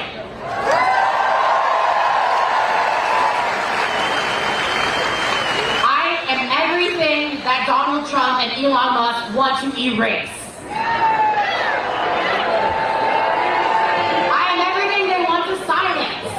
With every executive order, with every safety net they slash, every hateful word they say, they want me to go away.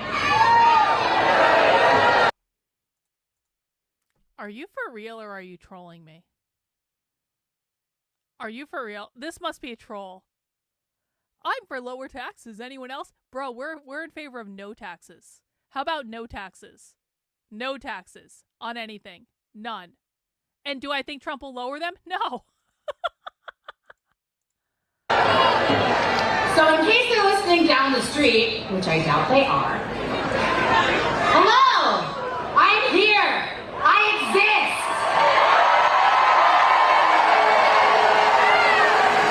We as people all exist!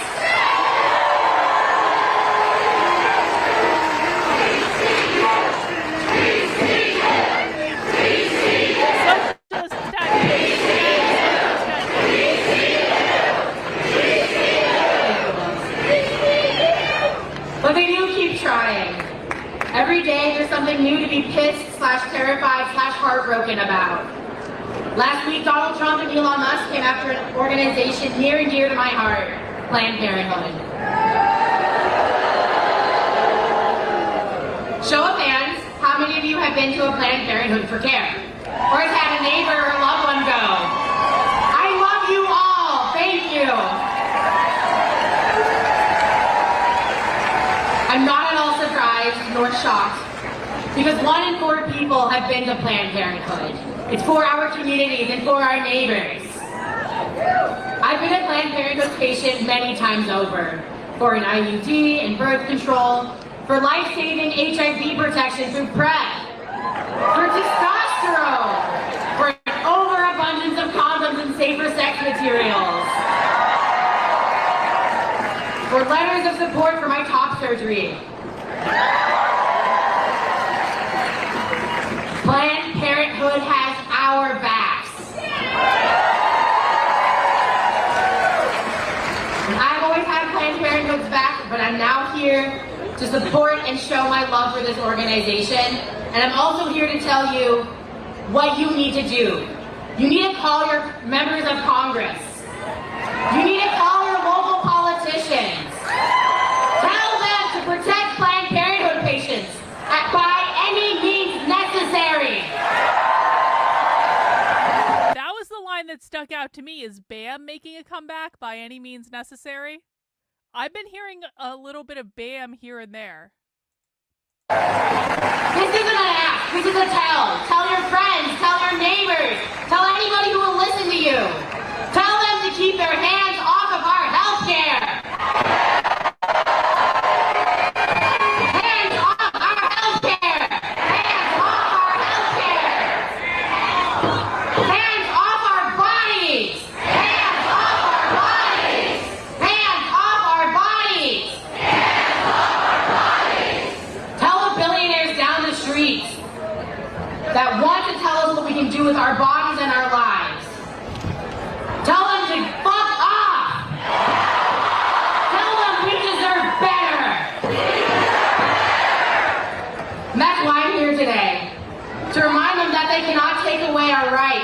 They cannot take away who I am, because I won't let them. We won't let them.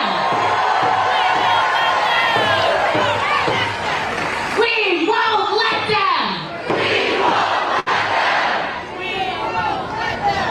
Because one more thing about me is I've been coming out to protests and demonstrations from when I was a little kid for Prop 8 in California, when my rights were forged. I've used my voice to fight for my neighbors in my community. This is who I am. This is who we are.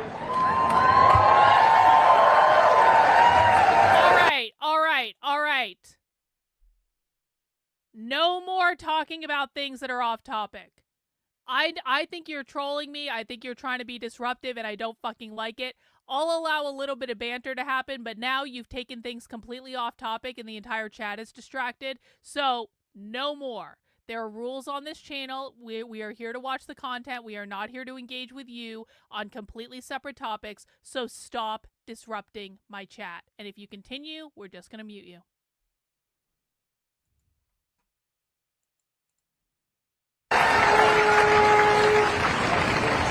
And I know there's always something that you and I can do to fight back. We can volunteer. We can knock doors for the election like I did. We can call our members of Congress and our local politicians to tell them to take their hands off of our health care. You can share your story with anybody who will listen. Please. Tell anyone who will listen, anyone who cares, anyone who will give you the time of day why this matters to you. There are hundreds upon thousands of us, and we are not going away. We will not be erased. I love you all. Thank you so much. Please welcome to the stage Executive Director, Kaya Chatterjee, Free DC. You all look so beautiful out there. Give yourselves a round of applause. My name is Kaya Chatterjee. I'm the Executive Director of Free DC, and I'm here because I know that everyone here agrees that DC deserves better than what we're getting right now. DC deserves to manage and run and have our own budget. DC deserves to have our own laws. DC deserves to have elected officials that represent us, the people of DC, and our interests, people who we elected to represent our interests. And DC deserves to maintain our status as a sanctuary city. There's nobody who should be able to take that away from us, because that is what we voted for here in DC. Now, this administration is attempting a power grab in so many ways, but it's also attempting a power grab over the people of DC and DC communities. And it's up to us, it's up to all of us to stop them. Whether or not you live in DC, it is up to us. We have to stop them, because when we talk about DC, we are talking about more than just any old city. We are talking about the capital city of this country. And for a leader like this one that lives in that house behind you all, they are consolidating power so fast. They are trying to control the capital city. That is how they want to stifle us. It's how they want to stifle protest like this. It's how they want to stifle dissent. And that's really dangerous to let them come after DC, the capital. This president is following an authoritarian playbook. He's doing the things that authoritarians have done throughout history to concentrate power and to break down democracy. We've seen him, right? Dismantling federal agencies. Anyone seen that? Retaliating against critics. Allowing some people who he likes to operate above the law. This is what authoritarians do, and we cannot let him take over our capital. It is up to all of us to stop them. And here in DC, we are uniquely powerful. It has always, in every country where we've seen people rise up against authoritarianism, it has always been people in the capital city who rise up. And Free DC is here to build the movement that it will take to make it clear that we, all of us, inside, outside DC, we will not comply.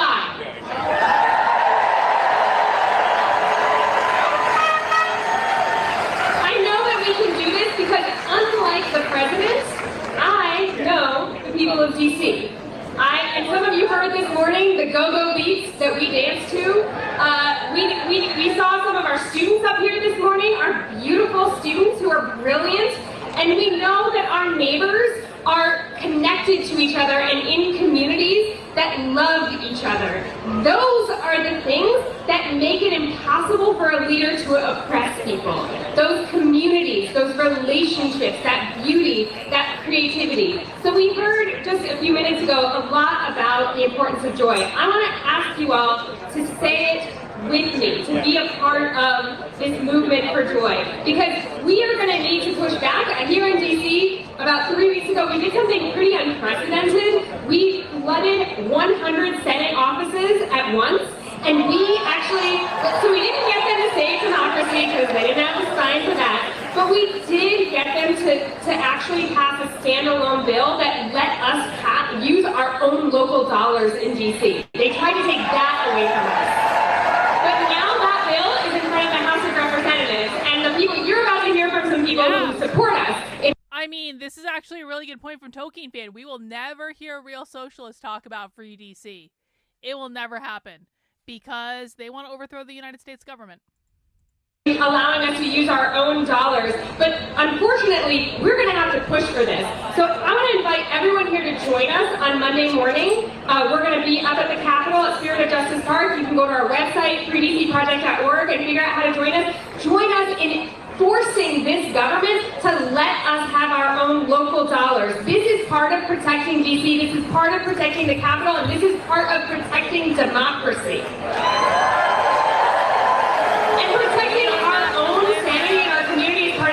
So I'm going to tell you a little bit of our priorities and our ethos at Free DC, and I want you to repeat after me.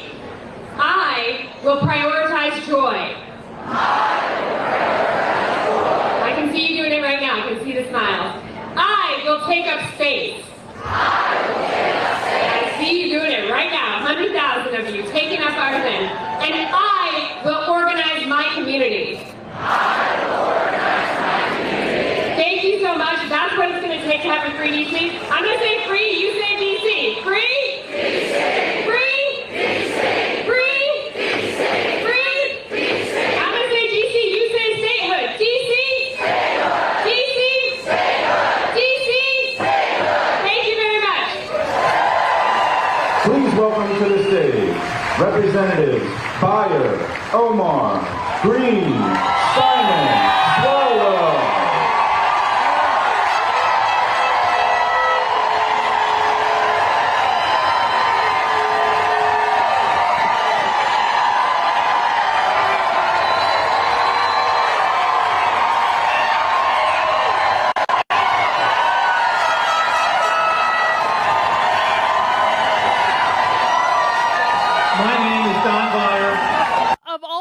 For the cameras to fuck up, it's when the most cringe members of Congress come on the stage. I am ashamed of what Donald Trump is doing to our country.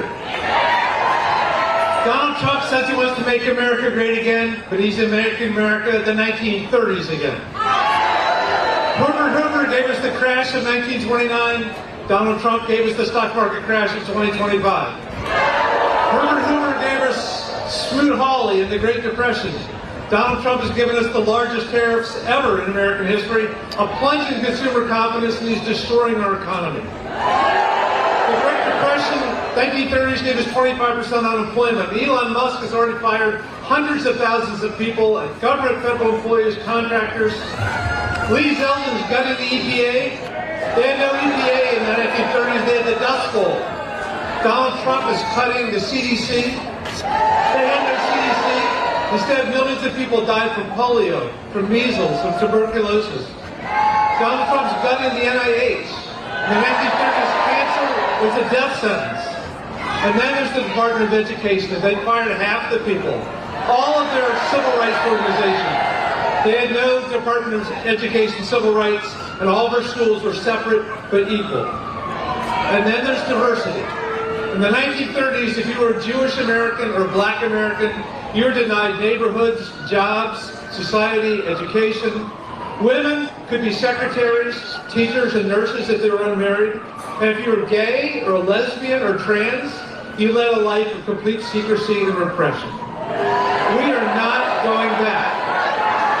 We will be fearless relentless, angry, smart, and we will be tireless. My favorite wisdom is all life asks of us is that we live it with courage. So let me give you one of the most courageous members of Congress, my friend Ilhan Omar from Venezuela.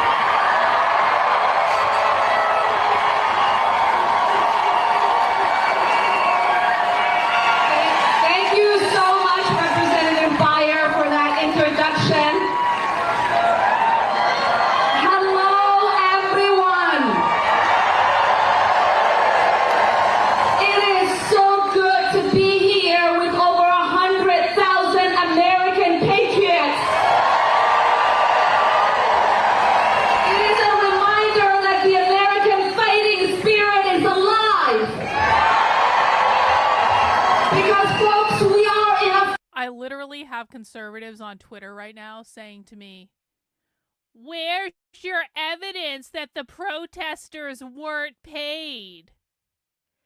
And do you know how you can identify a retard conservative that you really shouldn't spend any time interacting with?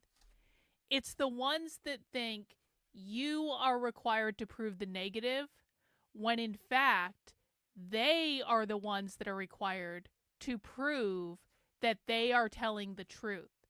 So when you have a statement like, "All those protesters are paid," it is not incumbent upon us to prove that they weren't paid.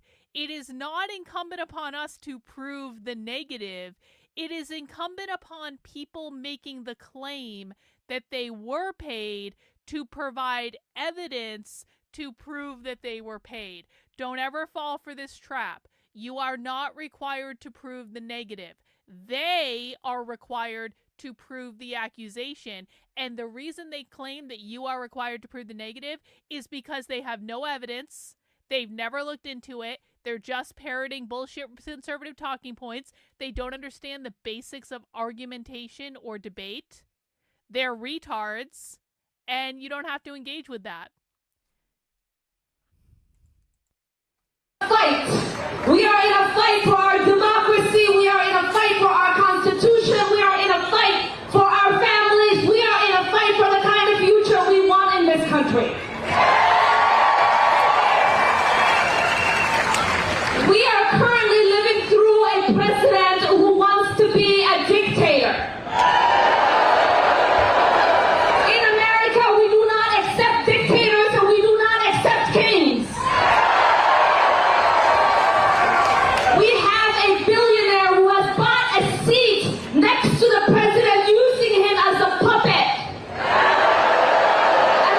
American democracy has never been for sale, and it won't be today. We are seeing a cowardice. Congressional Republicans that are utilizing the chaos our fascist president is creating to cut Medicaid, Social Security, and take away our rights. While they give $4.5 trillion in tax cuts to their billionaire puppeteers. None of this is normal. This is why we have to fight for our Constitution.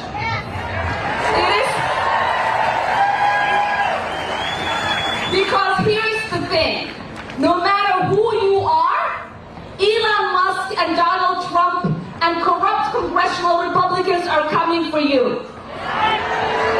If you are a mother struggling to put food on the table, they are coming for you. If you have elderly parents that you are trying to put in a nursing home, they are coming for you. If you are a senior relying on Social Security, they are coming for you. If you have this... Wait, Tolkien fan, this is so real. I tried to explain to a couple conservatives last week that America is headed towards a socialist revolution. They responded by asking if I was a believer in Jesus. You know, I responded to a conservative Christian the other day on Twitter, and that conservative Christian was like, "I just know that James Lindsay is going to come to Christ. And that conservative Christian was putting on this big show. James, I just know you're going to come to Christ. And then I responded to them saying, James Lindsay has literally posted that he will pretend to be a Christian if it will get Christians to listen to him. And there are receipts that James, I mean, there are screenshots of James literally saying on Twitter that he is planning to pretend to be a Christian because it's the only way that Christians will listen to him. And so I told this conservative Christian pastor, I was like, you understand, right, that James will literally lie to you and say that he found Christ when he hasn't because he's an atheist and he's always been an atheist, just to get your money. And the conservative Christian, I swear to God, this happens. The conservative Christian came back to me and said, why haven't you accepted Christ in your heart? I swear to God. And I was like, you don't need to worry about my spiritual beliefs, bro. I'm not gonna, I don't care about, I don't care about getting you to like me. But you are about to, so this conservative Christian would literally rather give James Lindsay money for pretending to be a Christian so that he can hear the words, James Lindsay found Jesus. But when I correctly point out, hey, bro, James is lying to you, and he said he's going to lie to you, and this is actually really clear. They're like, have you found Jesus, though? I'm like, fuck you. No. People, children, and you're trying to make sure they have access to education. By cutting the education department, they're coming for you. So they want you to believe. They want you to believe to look at your neighbor as the enemy. They want you to believe that it is because of trans kids that you can't have the necessary access to the programs we already paid for. Yeah, Tolkien fan, I totally get this. You're like trying to explain to them very important information like, bro, the middle school you send your kids to are about to try to convince them that they're non-binary. And I'm going to tell you how they're going to convince your kids that they're non-binary. And I'm going to explain this to you and I'm going to show you evidence. And you're trying to do the right thing. And they look at you with a blank face and they go, but have you found Jesus? And I'm like, I hope your kids find Jesus after they've been queered by the schools. I hope they do. Dragon Balls, thank you. This is why I troll the supposed Christians the most. This is when I can use my years of theology and Bible study to my advantage. It is a trip, man. It is a trip. Yeah, and they blindly follow Israel. We are a Judeo-Christian nation with Judeo-Christian values. Israel is our greatest ally. Yep, they do. They want you to think it is okay to snatch people in the middle of the night and disappear them. They want to take away our pride as Americans in the Constitution and due process by putting people in foreign prisons in a dark hole. They want to crash the economy can set up a process of punishment and reward. So they can grab more power for who will bend the knee and give them access. None of this is normal. So if you want a country that has the marvelous constitution we have to fight for it. That still believes in due process, we have to fight for it. If you believe in a country where we take care of our neighbors, look after the poor, and make sure our children have a future they can believe in, we have to fight for it. So are you ready to fight? Are you ready to fight? Let's go fight and win. With that, it is my honor to introduce Representative Simon of California. Eric Swalwell is there? Oh. I didn't realize it was Christmas and my birthday. And, by the way, breaking news, not really. Just so you guys know, next Saturday is my birthday. I don't want anyone to feel obligated to send me a big super chat on my birthday, but I'm just giving you guys a week advance notice that next weekend, next Saturday is my birthday, and we are going to be celebrating me. And I don't know exactly what form that's going to take yet on Socialism Saturday, but I'm just letting you all know to get your, if you've been waiting to give me a big super chat for some celebratory reason, just do it next Saturday. And I don't have any other announcements about that other than I want you to know that next Saturday is my birthday. And I will, of course, be 29. I will not be one day older than 29, and that's just the way it goes. Hey, good people. So I've been in the United States Congress for about 3 months. I was sworn in on January 3rd with my colleagues to do one thing, is to fight like hell against tyranny. You elected members of Congress to stand with a backbone 10 toes down, to fight and to win for the little girl right now who is in cancer treatment, who her parents are praying every minute for a cure, to be met by an administration who refuses to fund cancer. We got another super chat from Dragon Balls. If Christian Zionists are so concerned about anti-Semitism, then why can't they show up in D.C. by the millions to show their Christian solidarity? I think that's a very good question, Dragon Balls. I think that is a very good question indeed. Thank you for the money. Research. You elected members to fight like hell and to deny their vote to a slimy administration who has proved time and time again that their cruelness is beyond no end.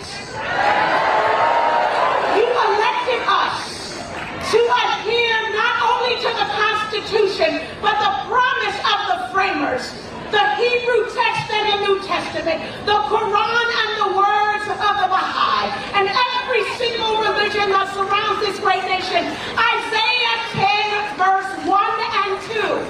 It's clear. The Hebrew Bible is clear. Woe who injects false and cruel laws that makes the fatherless poor. Woe who is those who inject false narratives that ensures that the widows have nothing. I tell you one thing here, as a new... Yes, I can turn my volume up. Sorry about that. I can turn my volume up. I knew it was low. I just didn't do anything about it. I hope that's better. Let me know. Member of Congress and as an organizer, 30 years deep in our neighborhoods, and yes, I'm from Oakland. That when evil is confronting us, guess what? Yeah, I'm sorry to keep pausing. Sam, this is an amazing point. People want to talk about paid protesting. Canary Mission, who is the organization that's feeding all the information about the pro-Palestinian protesters to the Trump administration, Canary Mission literally does paid protests. We have seen them do this on video. And it is Canary Mission who is feeding all of the administration, the information of the Trump administration about who the pro-Palestine protesters are, because they've been harassing those kids for years. So, ironically, the Trump administration is literally working with the paid protesters, the actual paid protesters. We do, America. We pull up. We pull up.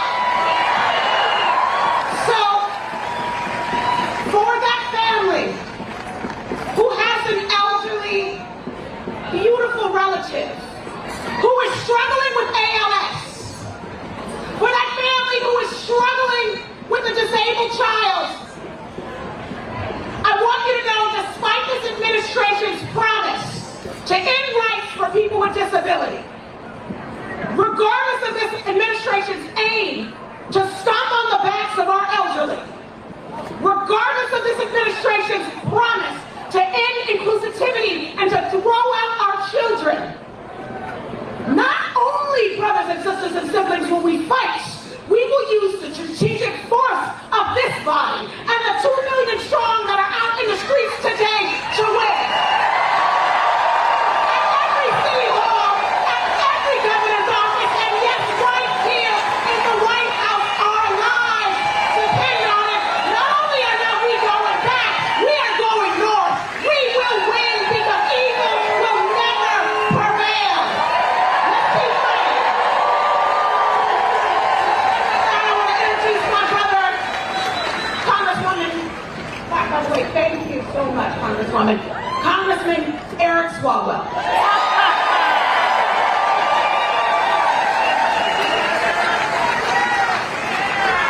This is what kicking the shit out of fascism looks like. This is what it looks like.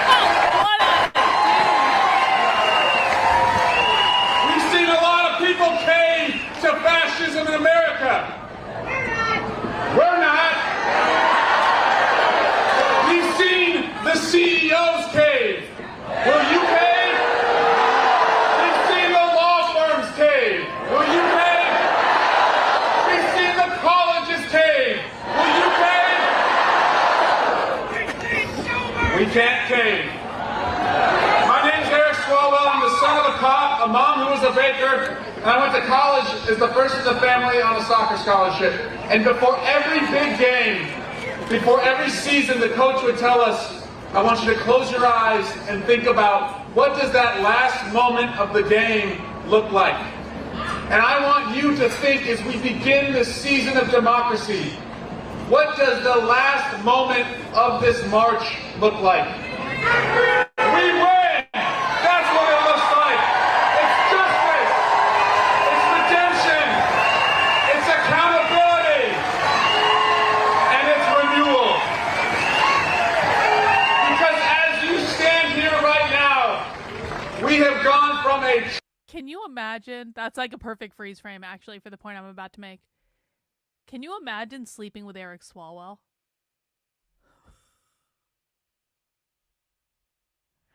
I think I might rather shoot myself in the foot than sleep with Eric Swalwell. I think I might rather go to CPAC than sleep with Eric Swalwell. There are so many things I would rather do than sleep with Eric Swalwell. Can you imagine? Sex would be horrible. Trump slump to a Trump train wreck. We are going into a red recession. Our 401ks are 201ks. Oh, fuck you, bot. Fuck you. Fuck you. Would I rather eat mayonnaise, which I have an extreme aversion to mayonnaise. You guys don't understand. If you haven't been around it on the channel, I have an extreme aversion to mayonnaise. I don't like mayonnaise. I think mayonnaise is terrorism. I don't want any mayonnaise near any food I eat ever. I think you retards that dunk your french fries in mayonnaise are the grossest motherfuckers on the planet. God, fuck you. I might actually sleep with Eric Swalwell rather than eat mayonnaise. Like, that's how much I hate mayonnaise. I would actually rather... Listen, man, I guess I could be like... We could just, like, do a doggy style, and that way I don't have to look at him. Maybe he has a big dick. I don't know. But if I don't have to look at him, I could just pretend that it's someone else. Yeah, I would rather sleep with Eric Swalwell than eat mayonnaise. Yes, 100%. 100%. That clip is going to come back to bite me something fierce, I'll tell you that. Our costs at Walmart and Home Depot and Target, where 4 out of 5 of the things we buy are from overseas, are going up. And where is Donald Trump? He's golfing. So to Donald Trump, I say, get your ass off the golf course and face the people.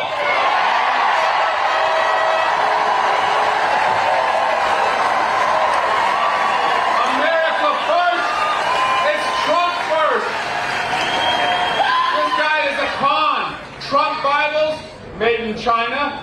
Trump made in China. The Trump shitcoin, made on a computer, made in China.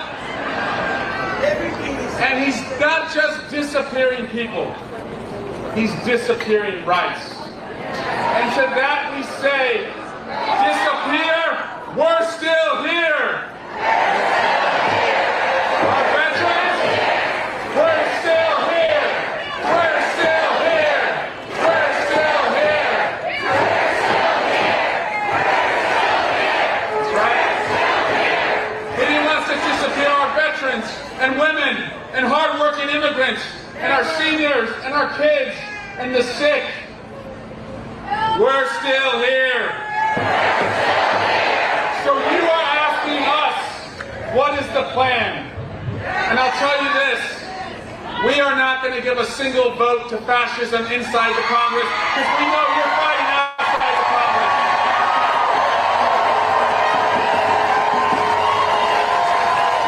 And so small victories will bring us big victories. We had a victory last Tuesday in Wisconsin. Thank you.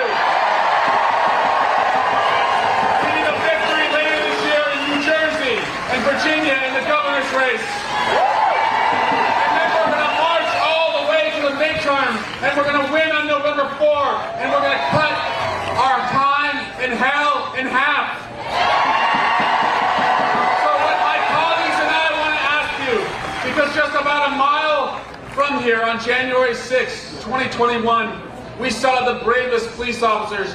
They showed up and they defended our democracy. Okay.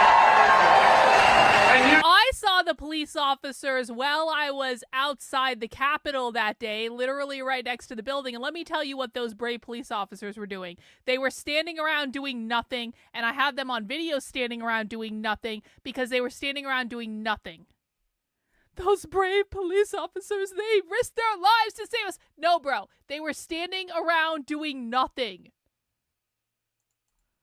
I gotta tell you guys, being at January 6th, actually being at January 6th, it was like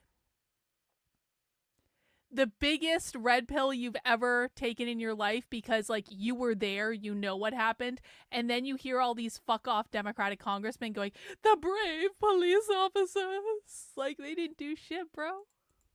Body armor. You don't have to take a stun gun to your neck or a Confederate flag to your head. You don't have to suffer a heart attack or a stroke or traumatic brain injury, as we saw from Officer Mike Fanone or Harry Dunn or Danny Hodges or Sergeant Cannell and so many others.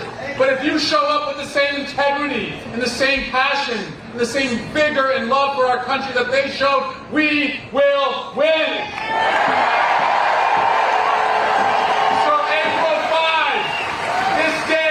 April 5 will be the day that America came alive. And when I am asked on November 4, 2026, when we win the midterms, how did you know? How were you so confident that we were going to win? I'm going to tell them. Because on April 5, I stood in front of a monument to freedom with people from all over the country. With people who worked so hard and dreamed so big, and they said, we're not going to be fucked with. Thank you.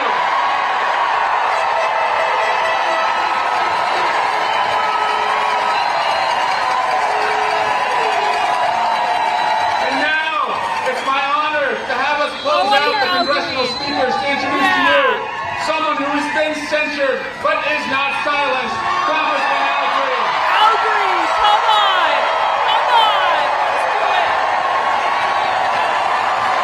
For those who don't know, this is the guy that yelled during the State of the Union. This is the guy that is always trying to impeach Trump. This guy's going to be spectacular. It's going to be great.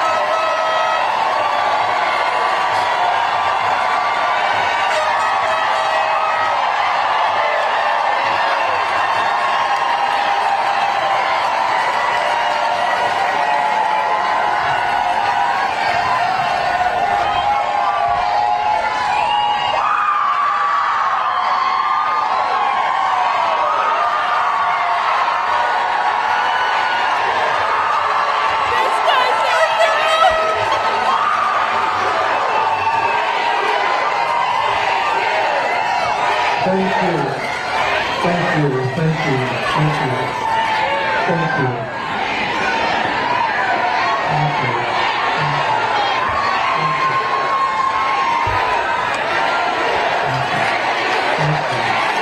You touch my heart.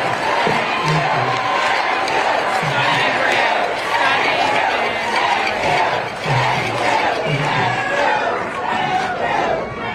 I am proud to be here today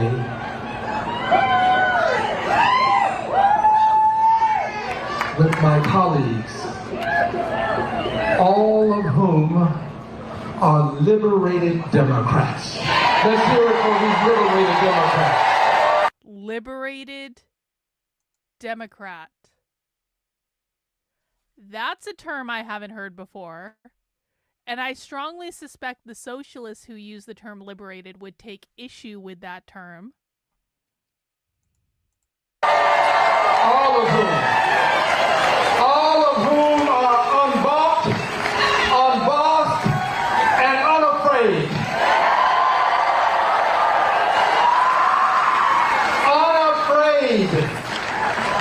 Unafraid to stand up for the many seniors that are among us. We have seniors that are among us. Unafraid to say to Donald John Trump, hands off Medicaid and Medicare, it belongs to our seniors. Social Security is not a Ponzi scheme. It is a part of the American dream that belongs to our seniors. And we have to tell President Trump that Canada is not going to become the 51st state. Russia invaded Ukraine. Greenland is not for sale.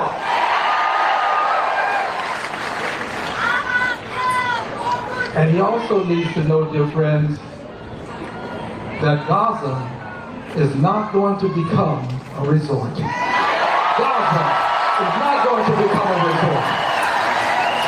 There must be a home for the Palestinian people.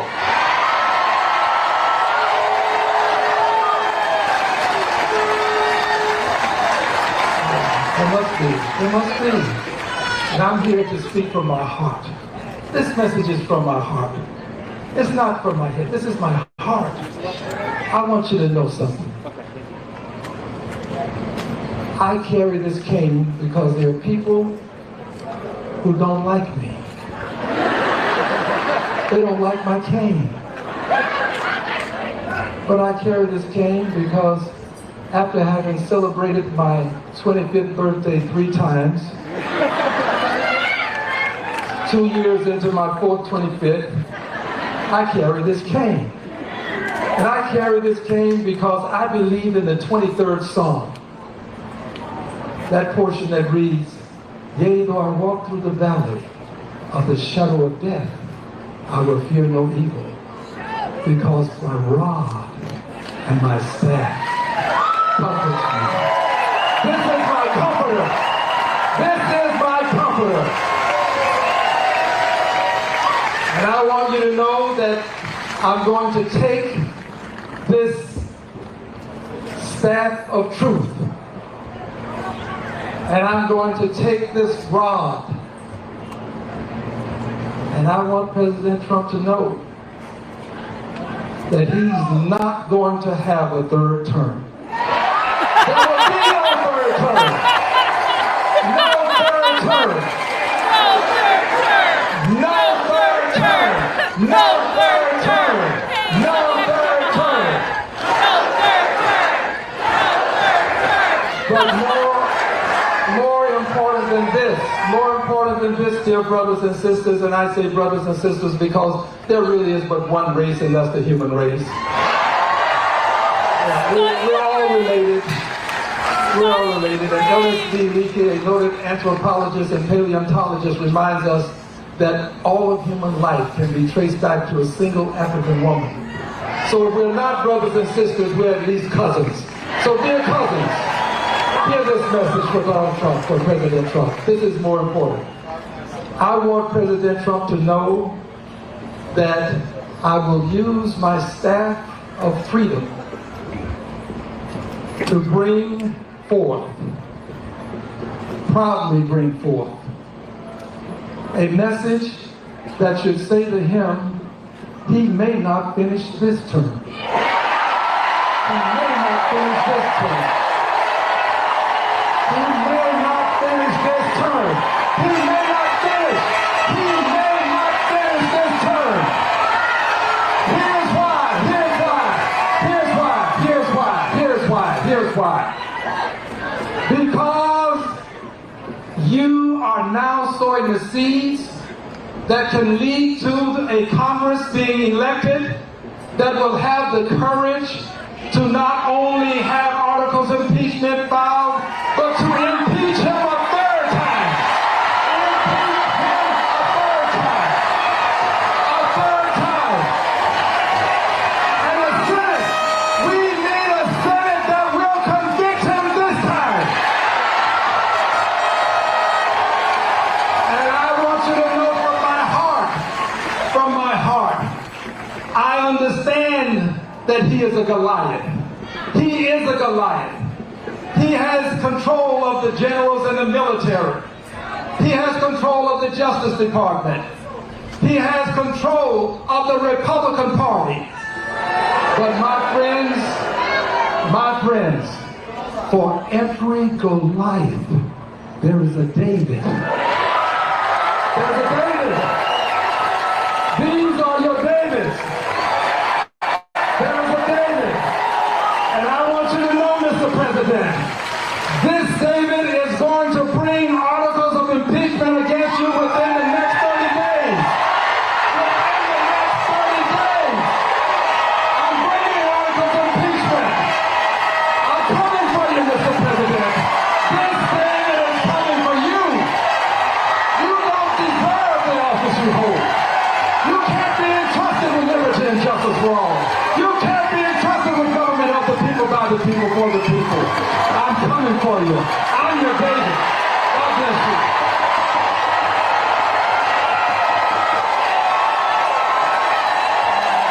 All right. I think that's that's about 4 hours of watching leftist protest speeches, and we're not even watching Socialists tonight, and it's Socialism Saturday, and I feel like I failed everyone. I really thought this was going to be more socialist. I really did.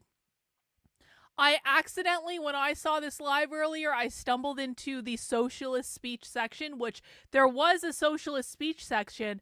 I just didn't expect the rest to be surrounded by Democrats, so I feel like I failed you. We did not watch a lot of socialism tonight on Socialism Saturday. But you know what? It was still entertaining. Were you guys entertained? I was entertained. I had a good time. But we're going to conclude it here. I'm not watching this for another hour and 15 minutes. I'm not. No.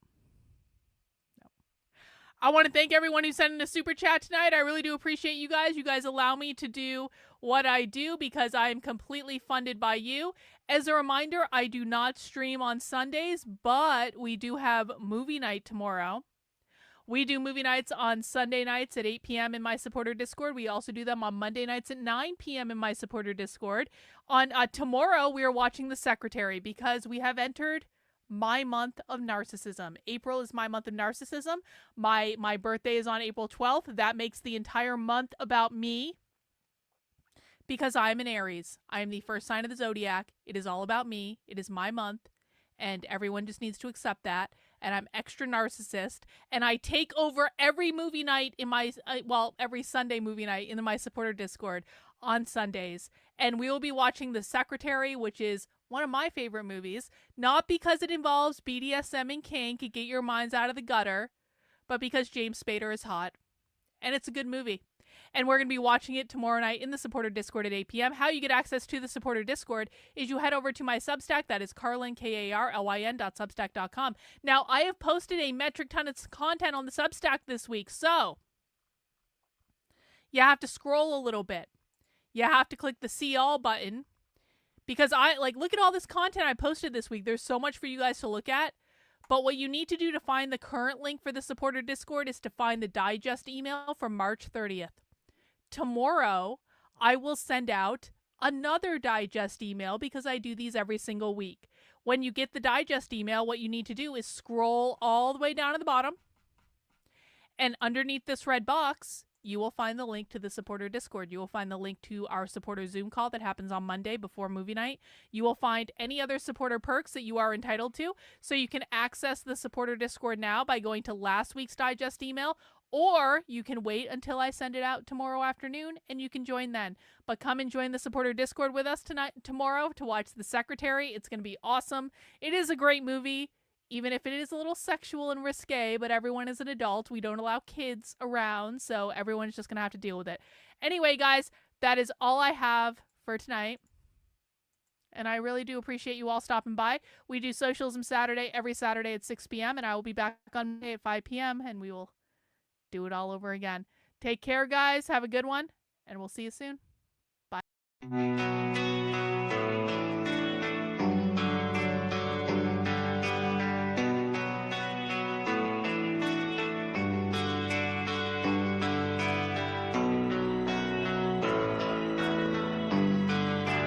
How are you feeling? How long have you been here? 3 months, May 17th. And what brought you here? That's difficult to answer.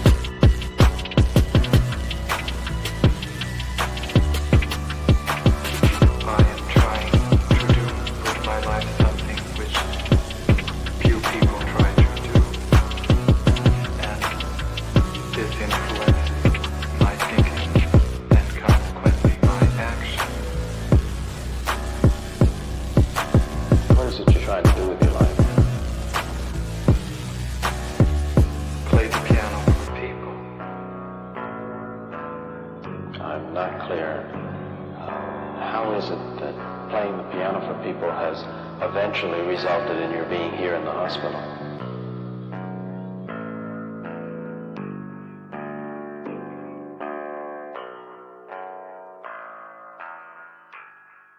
That's difficult to answer.